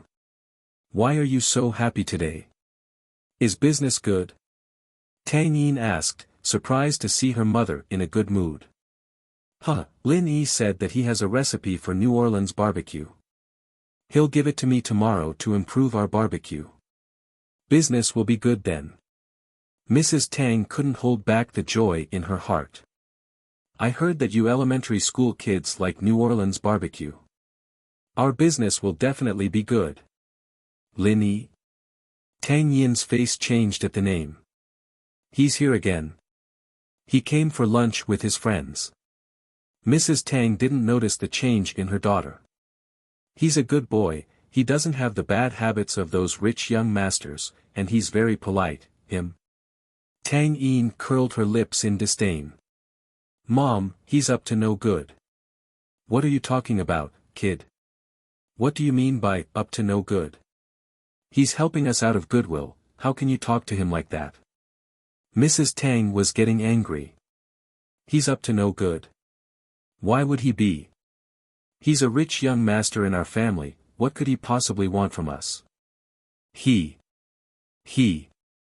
Tang Yin felt wronged as she bit her lip so hard that it almost bled. Her pretty face was filled with unwillingness. Mom, can't you tell? He wants to be friends with me. Tang Yin decided to be straightforward and let her mother see the evil side of Lin Yi. It was a little embarrassing, but at least her mother wouldn't be tricked by that evil person. Making friends? That's a good thing. I think Lin Yi is a good kid. You should interact with him more. It'll be helpful for you. Mrs. Tang glared at her daughter. Maybe his family knows someone. Help your father find someone, and the factory will pay the compensation. You little girl, you don't know anything. Don't you understand the ways of society? Didn't Wang Jiaming in the factory just cut off a piece of flesh from his finger on the lathe? What kind of injury was that? However, the son-in-law's uncle was a small leader in the street office, and the factory director, Sun Laifu, that bastard, compensated him with 10,000 yuan in medical expenses and even visited him. Look at how easy it is to get things done with connections. Mom. Tang Yin felt even more wronged. She didn't think that her words would cause her mother to complain so much. But her mother was telling the truth, how could Tang Yin not understand? However, how could her mother understand the lives of these rich young masters? Playing with women was as normal as changing clothes. Why would they help with the trivial matters of their own families? Not to mention making friends, even if it was, that, wouldn't it be of no use? Mom, don't tell me you forgot about Xiaofun. That person said that he would help Xiaofun's family. What about now? Tang Yun didn't argue with her mother. How can that man be compared to Lin Yi? He's far from it. Mrs. Tang snorted. I said that the man had shifty eyes and was just a hooligan. He doesn't know how to show off just because his family has some money. I even told you to stay away from him. Your mother has lived for so many years. I can tell who's good and who's bad. Tang Yun was speechless. It seemed that her mother was tricked by Lin Yi's act. She was actually speaking up for him. You girl, you're stubborn. You're just like me back then. You can't see the ways of the world. When I was in the factory, I was also the flower of the factory. At that time, the workshop director introduced his son to me. I didn't like that kid. Instead, I fell in love with your father, a skilled worker. What happened in the end? Mrs. Tang didn't wait for Tang Yun to speak. She started lecturing again. The workshop director's son opened a travel agency. He earns a few million a year. Look at your father. No one cares for him when he's injured. I have to work myself to death every day to support the family. Why can't you understand? If I could choose again, I'd definitely choose the workshop director's son. I'd be a rich wife. How can I work myself to death every day? Her mother's words made Tang Yun silent. Indeed, her mother's words were very sophisticated. But Tang Yun didn't blame her anymore. What kind of woman would take care of the household by herself? During the day, she had to set up a stall outside to support her husband's medical expenses. At night, she had to take care of her paralyzed husband. She couldn't even sleep when her husband was asleep. She had to prepare the ingredients for the barbecue stall the next day. It was no wonder that her mother had such selfish thoughts. However, Tang Yun didn't agree with her mother's thoughts. A woman shouldn't rely on a man, right? Through her own hard work, she could make a name for herself. She could give her family a good life. Alright, Mom. I'll stop talking. If you want his recipe, then take it. I don't care anymore. Tang Yun didn't want to make her mother angry. She lowered her head and started helping her mother. Then tomorrow, go to his class and get the recipe. Don't forget to thank him. Mrs. Tang sighed after seeing Tang Yun's reluctance. You girl, it's not like you'll die if you say a few good words to him. Ah. Tang Yun was busy arranging the meat skewers when she heard her mother's words. Her hand trembled, and a skewer fell to the ground. What are you doing, you stupid girl? Why are you so careless? Mrs. Tang's heart ached. That was 1 yuan. She quickly picked it up and put it aside. I'll wash it later. I'll barbecue it for your dad tonight.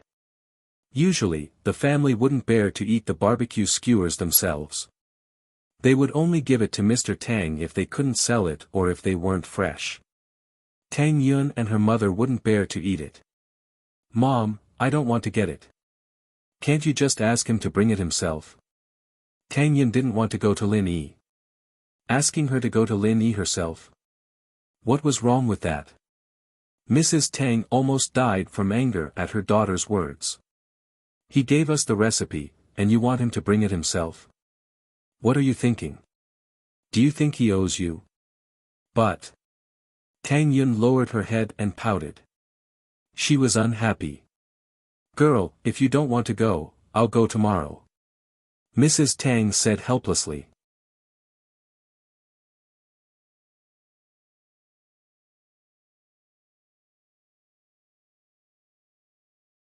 Chapter 133. A bus encounter. Tuesday morning. Lin Yi had a date with Huijuan, so it wasn't a good idea for him to take Faubert's car. Lin Yi didn't want Huijuan to know about his current situation, and the fact that the godlike eagle in their eyes was playing house with the miss. It was quite embarrassing, and Lin Yi felt like he'd been tricked by his old man at home. Was this mission going to last him the rest of his life? Lin Yi still didn't know what he was planning to do. Besides, Kong Xiaobo was suspicious of him when he was on the bus yesterday morning, and things were bound to go wrong if things went on like this. It wouldn't be a big deal for him, but it was hard to say if the two girls would say anything about it. And so, Lin Yi left a note for Meng Yao and Yushu after making them breakfast, saying that he'd be leaving first, and that he wouldn't be taking Faubert's car. Lin Yi wasn't very good at walking after leaving the villa district. He looked left and right, but there wasn't a single taxi in sight. Lin Yi was speechless, as expected of a villa district. Who didn't have a couple of cars here?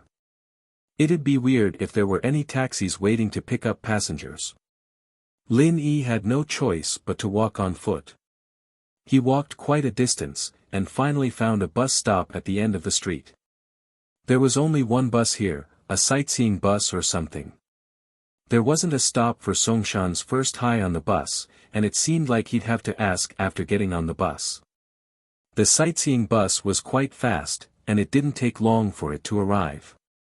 Lin Yi got on the bus, paid the fare, and asked the driver. As expected, there weren't any stops for Songshan's first high, and they weren't on the same route. He'd have to change to the 87 bus at Jingtai Market to get to Songshan's first high. There weren't many people on the sightseeing bus, and Lin Yi guessed that it wasn't going anywhere. The fare was expensive, too, and the other buses were 1 yuan. When they arrived at the Jingtai Market, Lin Yi alighted from the bus and looked at the bus stop. Indeed, there was a number 87 bus sign. Compared to the previous villa district, there was not a single person at the station, but there were many people waiting for the bus. There were men and women, young and old. It seemed that they were all going to work or school. Every time a train stopped, there would be a group of people squeezing onto it. But even so, the number of people on the platform did not decrease. It seemed that there were more people waiting for the train. After waiting for a while, an 87 bus finally arrived. Lin Yi followed the crowd and boarded the bus. The number of passengers on the bus was obviously several times more than the previous loop bus. Lin Yi found a seat near the door and didn't squeeze in. Who knew if there would be more people boarding the bus later? If they couldn't get off the train when they arrived at the station, it would be a bit unlucky.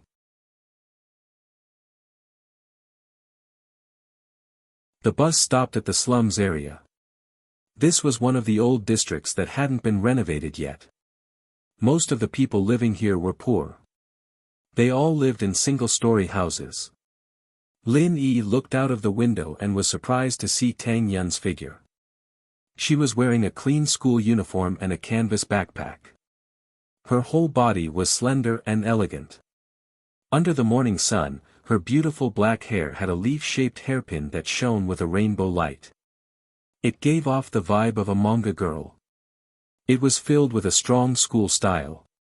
It made Lin Yi's eyes light up and he couldn't help but want to get close to her. Tang Yun also wanted to take the 87 bus, but she boarded from the front door. After getting on the bus, she tried her best to squeeze in, but there were too many people on the bus. How could a girl like Tang Yun have that much strength? She squeezed a few times, but she couldn't get in. Instead, the passengers in front rolled their eyes at her. If it wasn't for the fact that Tang Yun was a pretty girl, they would have cursed at her. Why are you running? Where can you run to? I've finally caught up to you. Why aren't you running now? Lin Yi was wondering why Tang Yun was squeezing into the car when he heard a young man behind Tang Yun flirting with her. He even wanted to get his hands on her. It was noisy in the bus, and there was a front door and a back door. However, Lin Yi's hearing was sharp and his attention was on Tang Yun. He heard it clearly. Frowning, Lin Yi guessed that Tang Yun was being harassed by some gangster. This was an old city, and it was normal to have some young gangsters with nothing to do. Judging from his tone, it wasn't the first or second day that he'd been harassing Tang Yun. It seemed that even beauties had their troubles. A commoner school beauty might be a joke, but it was completely different from Meng Yao and Yushu. Meng Yao only had to worry about Zhong Pingliang's harassment every day. She didn't have to worry about gangsters harassing her. Tang Yun, on the other hand, was different. She was born pretty, and she was probably being targeted by the unemployed. Since he was here, Lin Yi wouldn't just leave it be. He quickly parted the crowd in front of him, displaying his agility and strength. The people he parted didn't even know what was going on before Lin Yi squeezed through them. At this point, all the passengers had boarded, and the door was about to close. Lin Yi grabbed the gangster behind Tang Yun with his left hand and threw him out of the car without saying a word. Then, he let go of his left hand and the door closed. Tang Yun watched in shock as Lin Yi squeezed his way through the bus and threw the gangster off the bus. She didn't know what Lin Yi was doing in this bus. Tang Yun thought that her eyes were playing tricks on her. Why was she seeing this evil person?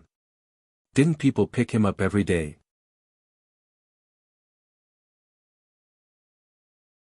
It wasn't until Lin Yi tossed the gangster off the bus and turned around that Tang Yun was sure that the person in front of her was Lin Yi. Why are you being harassed by people like this? Lin Yi asked. Tang Yun pouted. She didn't know how to answer. Wasn't he asking the obvious? Tang Yun wanted to say, "Why are you harassing me?" But she didn't dare. Lin Yi was scarier than the gangster. What kind of person was he? He could stop the door from closing with one hand, and throw people out with the other. No wonder Zhong Pingliang and Zhou Ruoming didn't want to mess with him. This guy was a violent maniac. The people on the bus looked at Lin Yi in horror. The ones who had been squeezed by Lin Yi before wanted to complain, but seeing how tough Lin Yi was, throwing people off the bus like that, they all kept their mouths shut. No one wanted to be the next one to be thrown into the air. The driver wanted to nag about how Lin Yi almost broke the bus door, but he didn't dare say anything. Who wanted to mess with someone like this? He started the car quietly and drove away, ignoring the gangster who fell on the bus stop.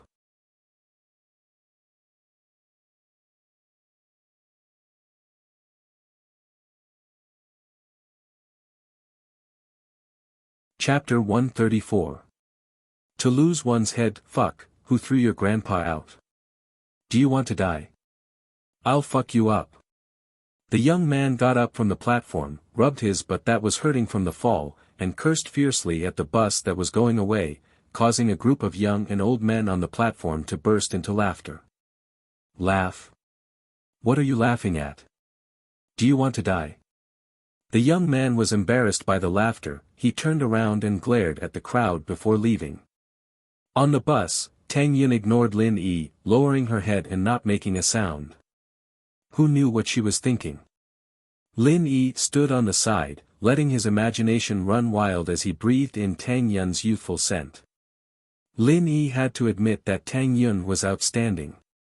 She was almost 1.7 meters tall, taller than Meng Yao and Yushu, and her body was even more well-proportioned. She was comparable to Wang Xinyan on the train, but her temperament was completely different from Xinyan's gentleness. Tang Yun had an unyielding arrogance about her, but for poor girls, the prettier they were and the better their grades were, the more pride they had. From Lin Yi's angle, he could see Tang Yun's smooth, black hair, her neck, and the patch of white skin below. He couldn't see the details, but it made her even more alluring. Tang Yun kept her head down, not saying a word. Lin Yi, on the other hand, enjoyed the silence, enjoying the satisfaction of both sight and smell. At the next stop, more people boarded the bus. The morning bus was packed to the brim. Most of the passengers got off the bus at the last few stops. Previously, the number of people on the bus increased as they boarded. The crowd squeezed Tang Yun and Lin Yi even closer, pressing against each other. Tang Yun let out a yelp as her soft chest pressed against Lin Yi's. Lin Yi was secretly pleased at the sudden chest attack, but at the same time, he felt that it wasn't right of him to do so. Tang Yun was pushed over by someone else, but Lin Yi didn't want to take advantage of Tang Yun in a situation like this. He'd be no different from the young man from before. Tang Yin wanted to move her body away, but there were too many people on the bus. She didn't have the strength to squeeze back. Her struggle made it seem like she was rubbing her chest against Lin Yi's body. The weird feeling made her blush. She thought about how unlucky she was today. In order to get rid of the young man who harassed her, Tang Yun went around in circles with him in the slums, causing her to be late. Otherwise, Tang Yun would leave early every day. Although there were no seats on the bus, it wouldn't be this crowded. Today, not only was she almost late for school, but she also coincidentally bumped into Lin Yi on the bus. "Don't move, I'll open up a space for you," Lin Yi said as he put his arm around Tang Yun and moved her towards the window. Tang Yun shuddered as she was embraced by Lin Yi.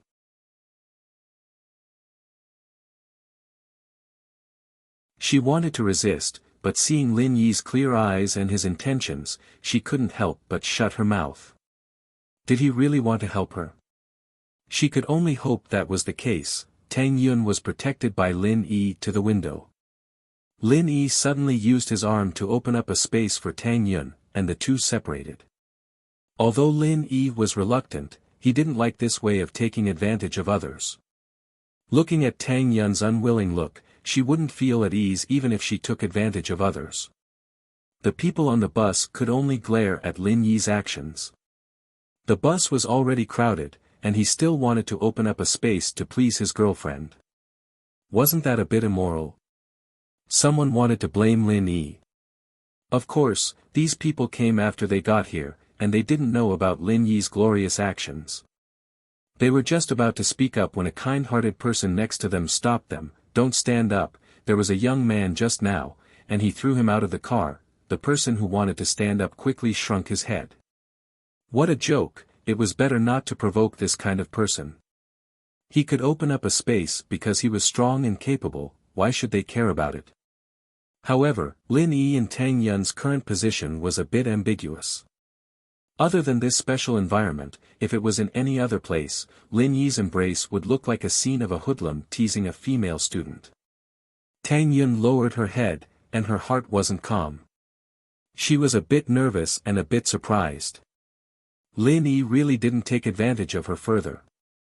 This was a completely different person from the evil person in her heart. Such a good opportunity, why didn't he take it? If it was before, it would be better. She had already laid her cards on the table yesterday, and he didn't need to pretend anymore. But today, Tang Yun scolded herself for being stupid. Wasn't it better if he didn't take advantage of her? Was it only right for this evil person to take advantage of her? As more and more people came up, Tang Yun felt that the car was getting more and more crowded, but the space Lin Yi used to protect her didn't change at all. Tang Yun was a bit surprised. She looked over and saw that Lin Yi's back was about to emit smoke, and his arms were about to squeeze out people's lives, but Lin Yi still maintained the same position as before. There was no change at all. She knew that Lin Yi was strong, but being protected like this still made her feel a little uncomfortable. They were both young masters of rich families, but even Fan's boyfriends wouldn't do something like this, right? Tang Yun suddenly felt that Lin Yi wasn't that bad after all. No, how could she think like that? Lin Yi had to be putting on an act to make her lower her guard and slowly break down her mental defenses. Yes, that had to be it. She couldn't fall for it. Tang Yun didn't look at Lin Yi anymore.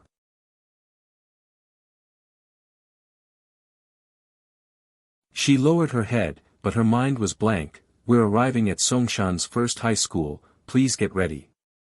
The next stop was Songshan's first high school. "It's time to get off, I'll protect you as you squeeze out," Lin Yi said to Tang Yun. "Oh." Tang Yun nodded slightly, her long eyelashes moved slightly. It was obvious that her heart wasn't calm at all. Just like before, Lin Yi held on to Tang Yun's waist, carefully protecting her as they squeezed out. But without the support of the window, Tang Yun couldn't avoid being squeezed into Lin Yi's arms. Smelling Lin Yi's manly scent, Tang Yun was so shy that she was panicking. Her body was stiff, and she didn't dare to move. She was like a zombie, hopping and hopping as she followed Lin Yi towards the door. Phew. Lin Yi let go of Tang Yun after they finally got off the car.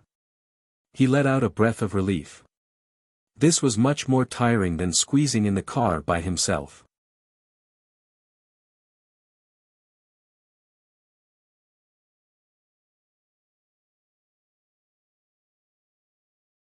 Chapter 135.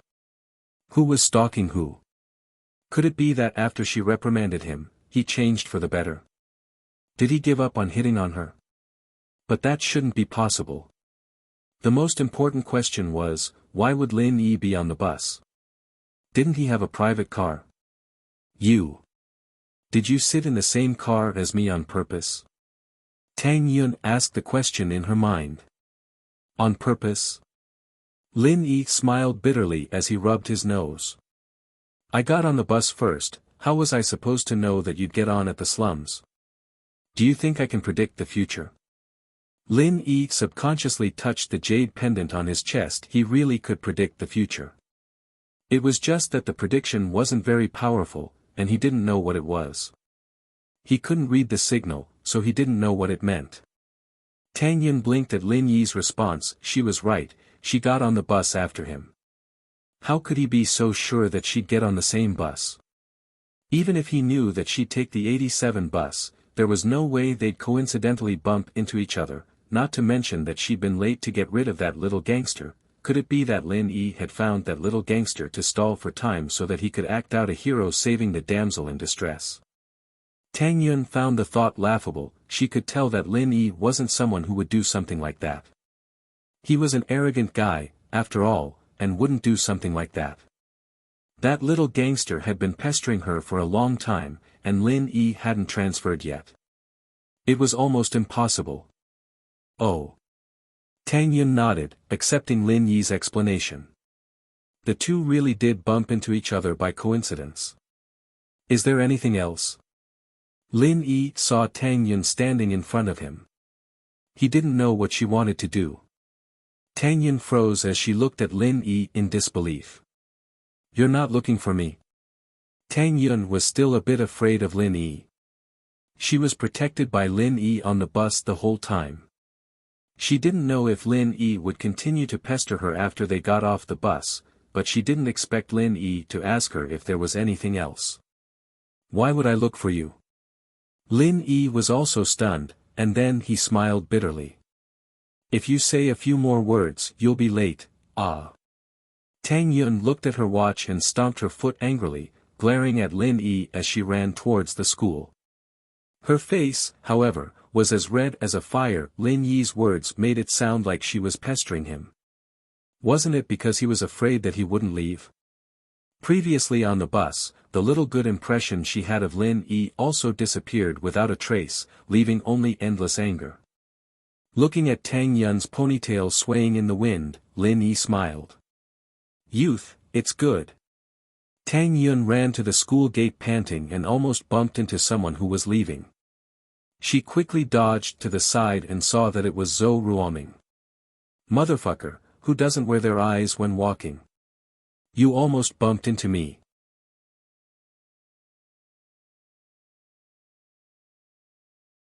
Ruoming cursed at the top of his lungs, but it was only after he'd finished that he saw Tang Yun standing by the door, looking a little scared. A smile appeared on his face. Ah, Yun, I'm sorry, I thought it was someone else. You're welcome to bump into me if I knew it was you. How about we bump into each other? Tang Yun heard Zhou Ruoming's words and her face darkened. Zhou Ruoming, don't talk nonsense. Heh, what nonsense? I'm not talking nonsense. Zhou Ruoming had an evil smile on his face. There were usually a lot of people at school, so he wouldn't be too out of line. But now that it was past school time and there were no people at the gate, Zhou Ruoming couldn't hold it in anymore. Yun, have you thought about it? Do you want to be friends with me? You. Get out of the way. Zhou Ruoming blocked the door, and Tang Yun couldn't get in. She could only force him to move. Promise me, and I'll get out of the way. Ruoming said with a lascivious smile. You. Tang Yun bit her lips at Zhou Ruoming's shameless behavior. This guy was even more shameless than Lin Yi. If it were Lin Yi, he wouldn't force her like this, would he? The moment she cried or felt wronged, Lin Yi would definitely leave. Or maybe she'd just step on his foot and stop him from moving away. Humph, what's wrong with me? Zhou Ruoming was like an invincible bully in the cosmos, fully displaying his evil nature. Brother, I'm very strong.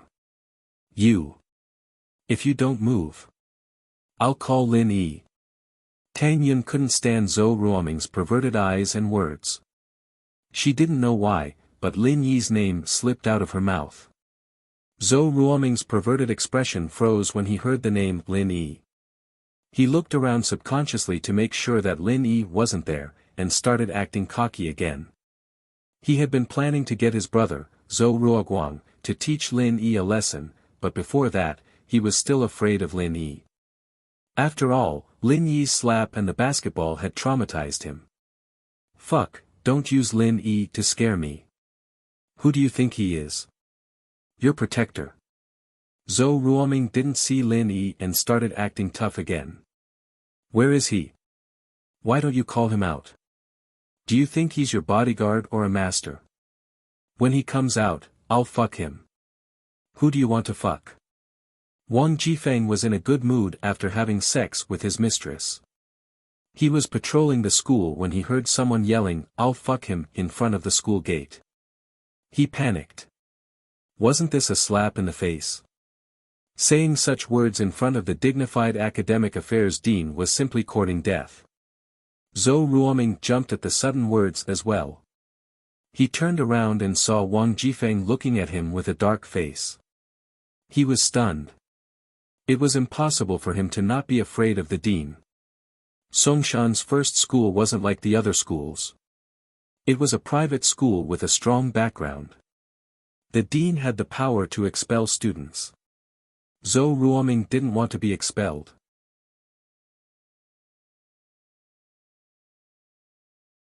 Tang Yun let out a sigh of relief when she saw Wang Jifeng. She didn't know what else Zhou Ruoming would do to her otherwise. Dean Wang. Zhou Ruoming smiled carefully. I wasn't just yelling. It's just that I'm under a lot of pressure from school. I'm just venting. Why don't you go home and vent with your dad?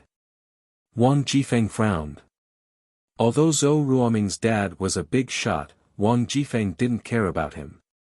The dean of Songshan's first school was a lucrative position. There were too many people in the society. Who didn't have a child? It didn't matter how capable your parents were. You still had to have a good relationship with the dean and the principal.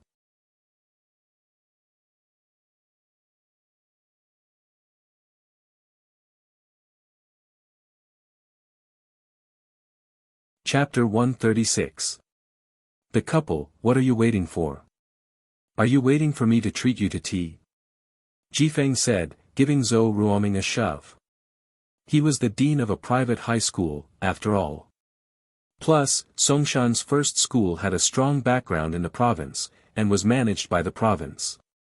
Even the local education bureau couldn't do anything about it. Yes. Zhou Ruoming quickly snuck away. This Jifeng wasn't someone he could mess with. After Zhou Ruoming left, Tang Yun was still standing there, unsure if she should leave with him or not. She didn't dare to leave before Mr. Wang told her to. She stood there cautiously. Haha, Tang Yun, right. Jifeng's serious face turned into a smile. You didn't get bullied, did you? No. Thank you, Dean. Tang Yun shook her head. That's good. If that Zhou Ruoming kid bothers you again, tell me and I'll take care of him. Jifeng said. Let's go, I'll send you to class. You're late, the teacher might scold you if you go in like this. Ah. Tang Yun didn't think that Jifeng would be this nice to her. Was this the same dean who'd scolded her and told her to go to the broadcasting room for a self-reflection? He was afraid that the teacher would scold her for being late, and was willing to send her to class. Tang Yun was a top student and the teachers wouldn't scold her if she was late, but with Wang Jifeng escorting her, it was a different story. The teachers wouldn't say anything, they'd just think that the master had something to do with the student and that was why she was late. Let's go, huh? Jifeng nodded with a smile. She was Lin Yi's girlfriend, after all, and he had to be nice to her. Otherwise, he'd be in big trouble if the kid spilled the beans. Oh. Tang Yun was flattered. It was only a day, but the treatment was completely different. Could it be because of Lin Yi? Was that why the dean was so nice to her? Thinking of this possibility, Tang Yun remembered the scene of Lin Yi and Wang Jifeng chatting happily yesterday. Maybe, Tang Yin was a little annoyed. Why was her life so smooth just because she had something to do with him? Could it be that his hard work was not as good as his relationship with a young master? Tang Yun was wrong. If Lin Yi didn't have something on Wang Jifeng, even if he was introduced by Faubert, Wang Jifeng wouldn't be so careful and wouldn't care about Tang Yun's business. But now, he did not dare to ignore it. Jifeng had received a call from Lin Yi saying that he was going to Captain Yang's office in the morning to give his statement. Huaijuan had told him about it yesterday, so Jifeng didn't ask too much about it. But the key was that Lin Yi wasn't in school. If his little girlfriend was teased by someone, then what if this guy got anxious and told him what he saw? Wouldn't he be finished? I'll tell you my phone number. If someone harasses you again, call me. The more Jifeng thought about it, the more he felt that something was wrong.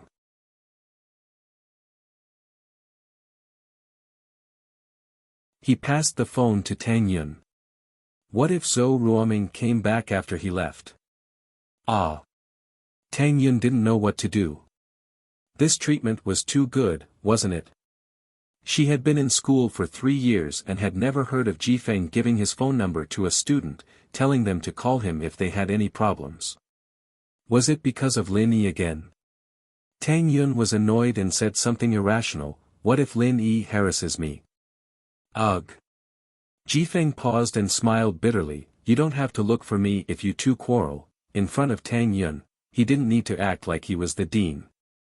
Lin Yi knew everything about him, so there was no point in acting. Couple. Tang Yun almost fell to the ground. She and Lin Yi were a couple. The problem was that it was Jifeng who said it. Alright, I'll walk you in. Jifeng didn't say anything else since they were already in front of the classroom. He knocked on the door. Tang Yin was a little speechless, the stern image of the dean in the past was completely different from today. Was this still the same Dean Wang who'd flown into a rage when he found out that boys and girls were being intimate in the school grounds? The homeroom teacher quickly opened the door when she saw the dean knocking. Dean Wang, what's the matter? Oh, nothing. I'm here to send Tang Yun here. Jifeng pointed at Tang Yun, she's a good student, not bad. When it comes to treating students well, as a teacher, you should be more lenient and give your students some freedom. Don't interfere too much with her personal affairs. Wang Jifeng gave Tang Yun's homeroom teacher a hint. What if she found out about Tang Yun and Lin Yi? She'd interfere, and that brat would use Wang Jifeng as an excuse. So Wang Jifeng made it very clear. Ah. Okay. Tang Yun's homeroom teacher paused. What was the relationship between Tang Yun and Dean Wang? Why would Dean Wang talk to her like that? Because of Tang Yun's good grades, the homeroom teacher treated Tang Yun well. But with the dean's special attention, things were different. If there's nothing else, I'll be leaving first. Jifeng nodded and turned to Tang Yun, call me if you need anything. Oh. Bye, Dean Wang. Tang Yun's mind was a mess. All she could think about was the couple Jifeng mentioned earlier. Damn it, did Lin Yi say something to Dean Wang? Did Dean Wang misunderstand? But, what was Lin Yi's background? Why would Dean Wang side with him? What happened this morning reminded Tang Yun of an important problem. It wasn't like Ruoming and Pinliang didn't have any background, and Wang Jifeng didn't treat them kindly. Wouldn't they be like mice in front of a cat if they met Wang Jifeng? But Lin Yi was different. Tang Yun was starting to doubt her guesses. Was it because of Lin Yi's background? That didn't seem to be the case. Could it be that Lin Yi had another side to him? Returning to her seat, Tang Yun took out her textbook but couldn't focus.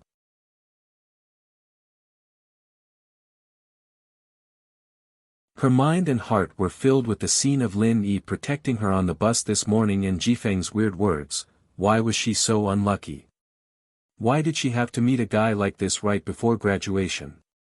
Was she unable to escape from his palm? Tang Yun sighed in disappointment. What made her speechless was that even her mother was bewitched by this person. Ah! Tang Yun suddenly remembered something important. Her mother told her to ask Lin Yi for the recipe today. She was so nervous and panicked that she forgot about it this morning. When she got off the bus, she was confused by Lin Yi's words and didn't ask for the recipe on the way.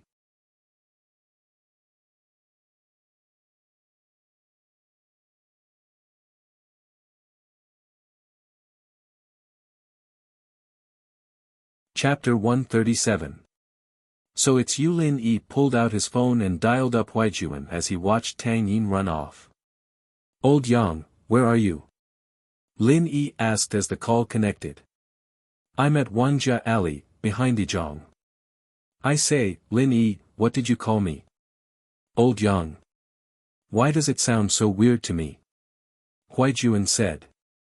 You can call me Junzi or Hound, but don't call me Old Yang. Do I look that old to you? Alright, I'll call you June bro then. I'm younger than you outside, so calling me Junzi isn't very appropriate.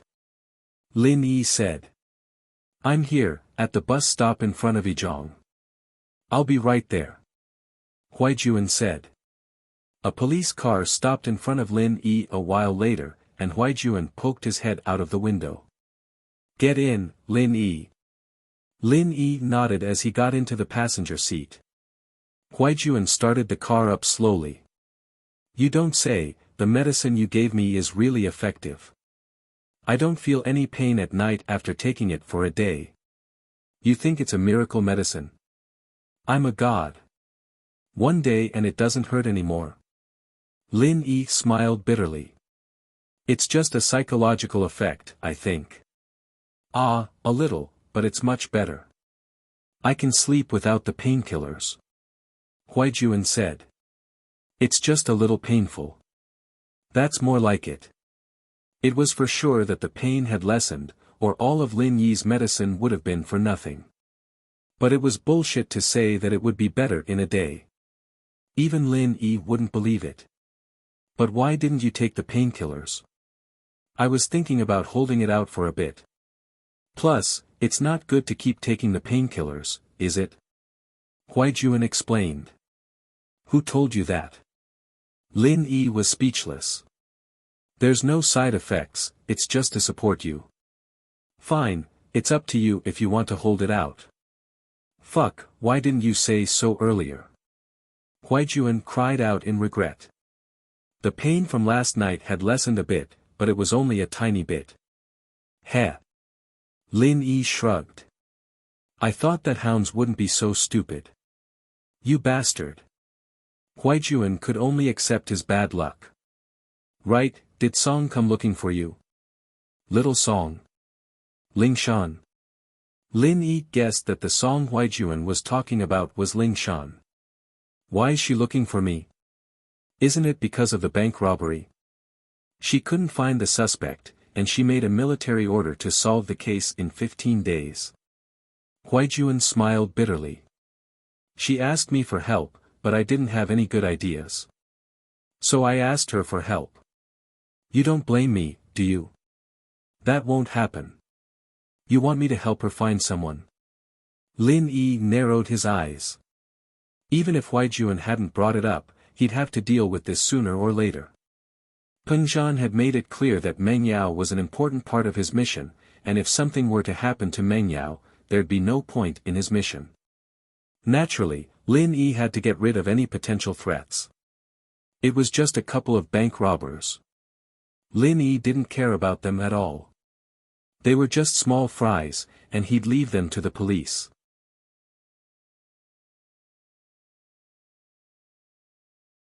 Lin Yi was more concerned about Sihua Bro. Just who was this guy? Everyone in the squad knows that the enemy you've set your sights on won't be able to escape. Pray that the eagle has set its sights on rarely ever escapes. Huaijuan said with a smile. Poor Song, he transferred from the army to the civilian sector. He's always trying to get recognized for his achievements, but he's met with a case like this. Ah, I see that you're quite sympathetic. Lin Yi said with a smile. It can't be helped. I've been a cop for a long time, and I've seen too many things. I've gotten sentimental. Huaijuan nodded. I don't care if you two have that kind of relationship or not, I've said what I need to say. You decide. We'll talk about it when she comes looking for me. She hasn't come looking for me yet, anyway. Lin Yi said. The car drove into Songshan Medical University, heading straight for the family villa area. The person who treated you, he's from this university. Lin Yi suddenly remembered someone. Guan Xuemin, the one who'd given him his name card back at the bookstore. He seemed to be the dean of one of the departments in this university, and Lin Yi wondered if Huaijuan would know him. Yeah, he's a really good old man, and he's got a really good reputation both in the country and abroad. But when he saw the prescription you gave me, he was really excited, especially when he heard that I'd gotten better after drinking the medicine you gave me. He pushed everything away this morning, waiting for you at home. You make me sound like some big shot. Lin Yi said with a smile. Then let's hurry up, we shouldn't keep the old man waiting. Lin Yi had a lot of respect for the old man, even if his medical skills weren't as good as Lin Yi's. That was only because he hadn't been taught by the right person. His old man Lin was practically a cornucopia of Eastern medicine. He'd heard that he'd spent most of his life in the Miaojiang region of Yunnan, linking Eastern medicine and Eastern medicine together. It was also during that period that he'd met his master. The old man wouldn't talk about this part of history much, only talking about it when he was drunk. Lin Yi could tell that the old man and his master were friends who'd gone through life and death together. As a result, Lin Yi's medical skills and kung fu skills were a huge advantage. He'd be nothing more than a normal person if it weren't for this old man and his master. After careful registration, the car entered the neighborhood and stopped in front of a villa. We're here. Huaijuan said as he got out of the car and pressed the doorbell. Lin Yi followed behind as he studied the surrounding villas. It seemed that the people living here weren't ordinary people. It didn't take long for the door to open.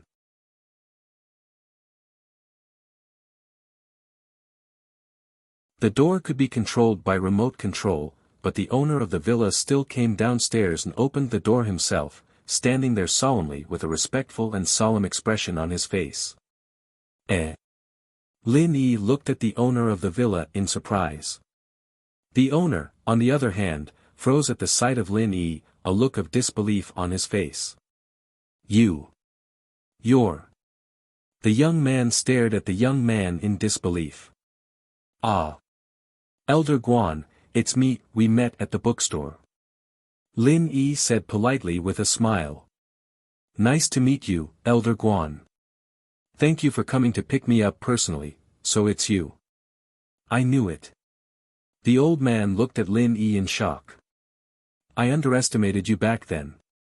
I'm really sorry, but it doesn't really matter if you don't study at my school. You're tuning into the Han Li's Wuxia Chronicles YouTube channel. We're so grateful for your support, and don't forget to subscribe to join us on this incredible journey through captivating stories. Your generosity through donations truly makes a world of difference, as it's the primary source of revenue that allows me to expand and enhance this channel for you. Thank you from the bottom of my heart for being a part of this adventure.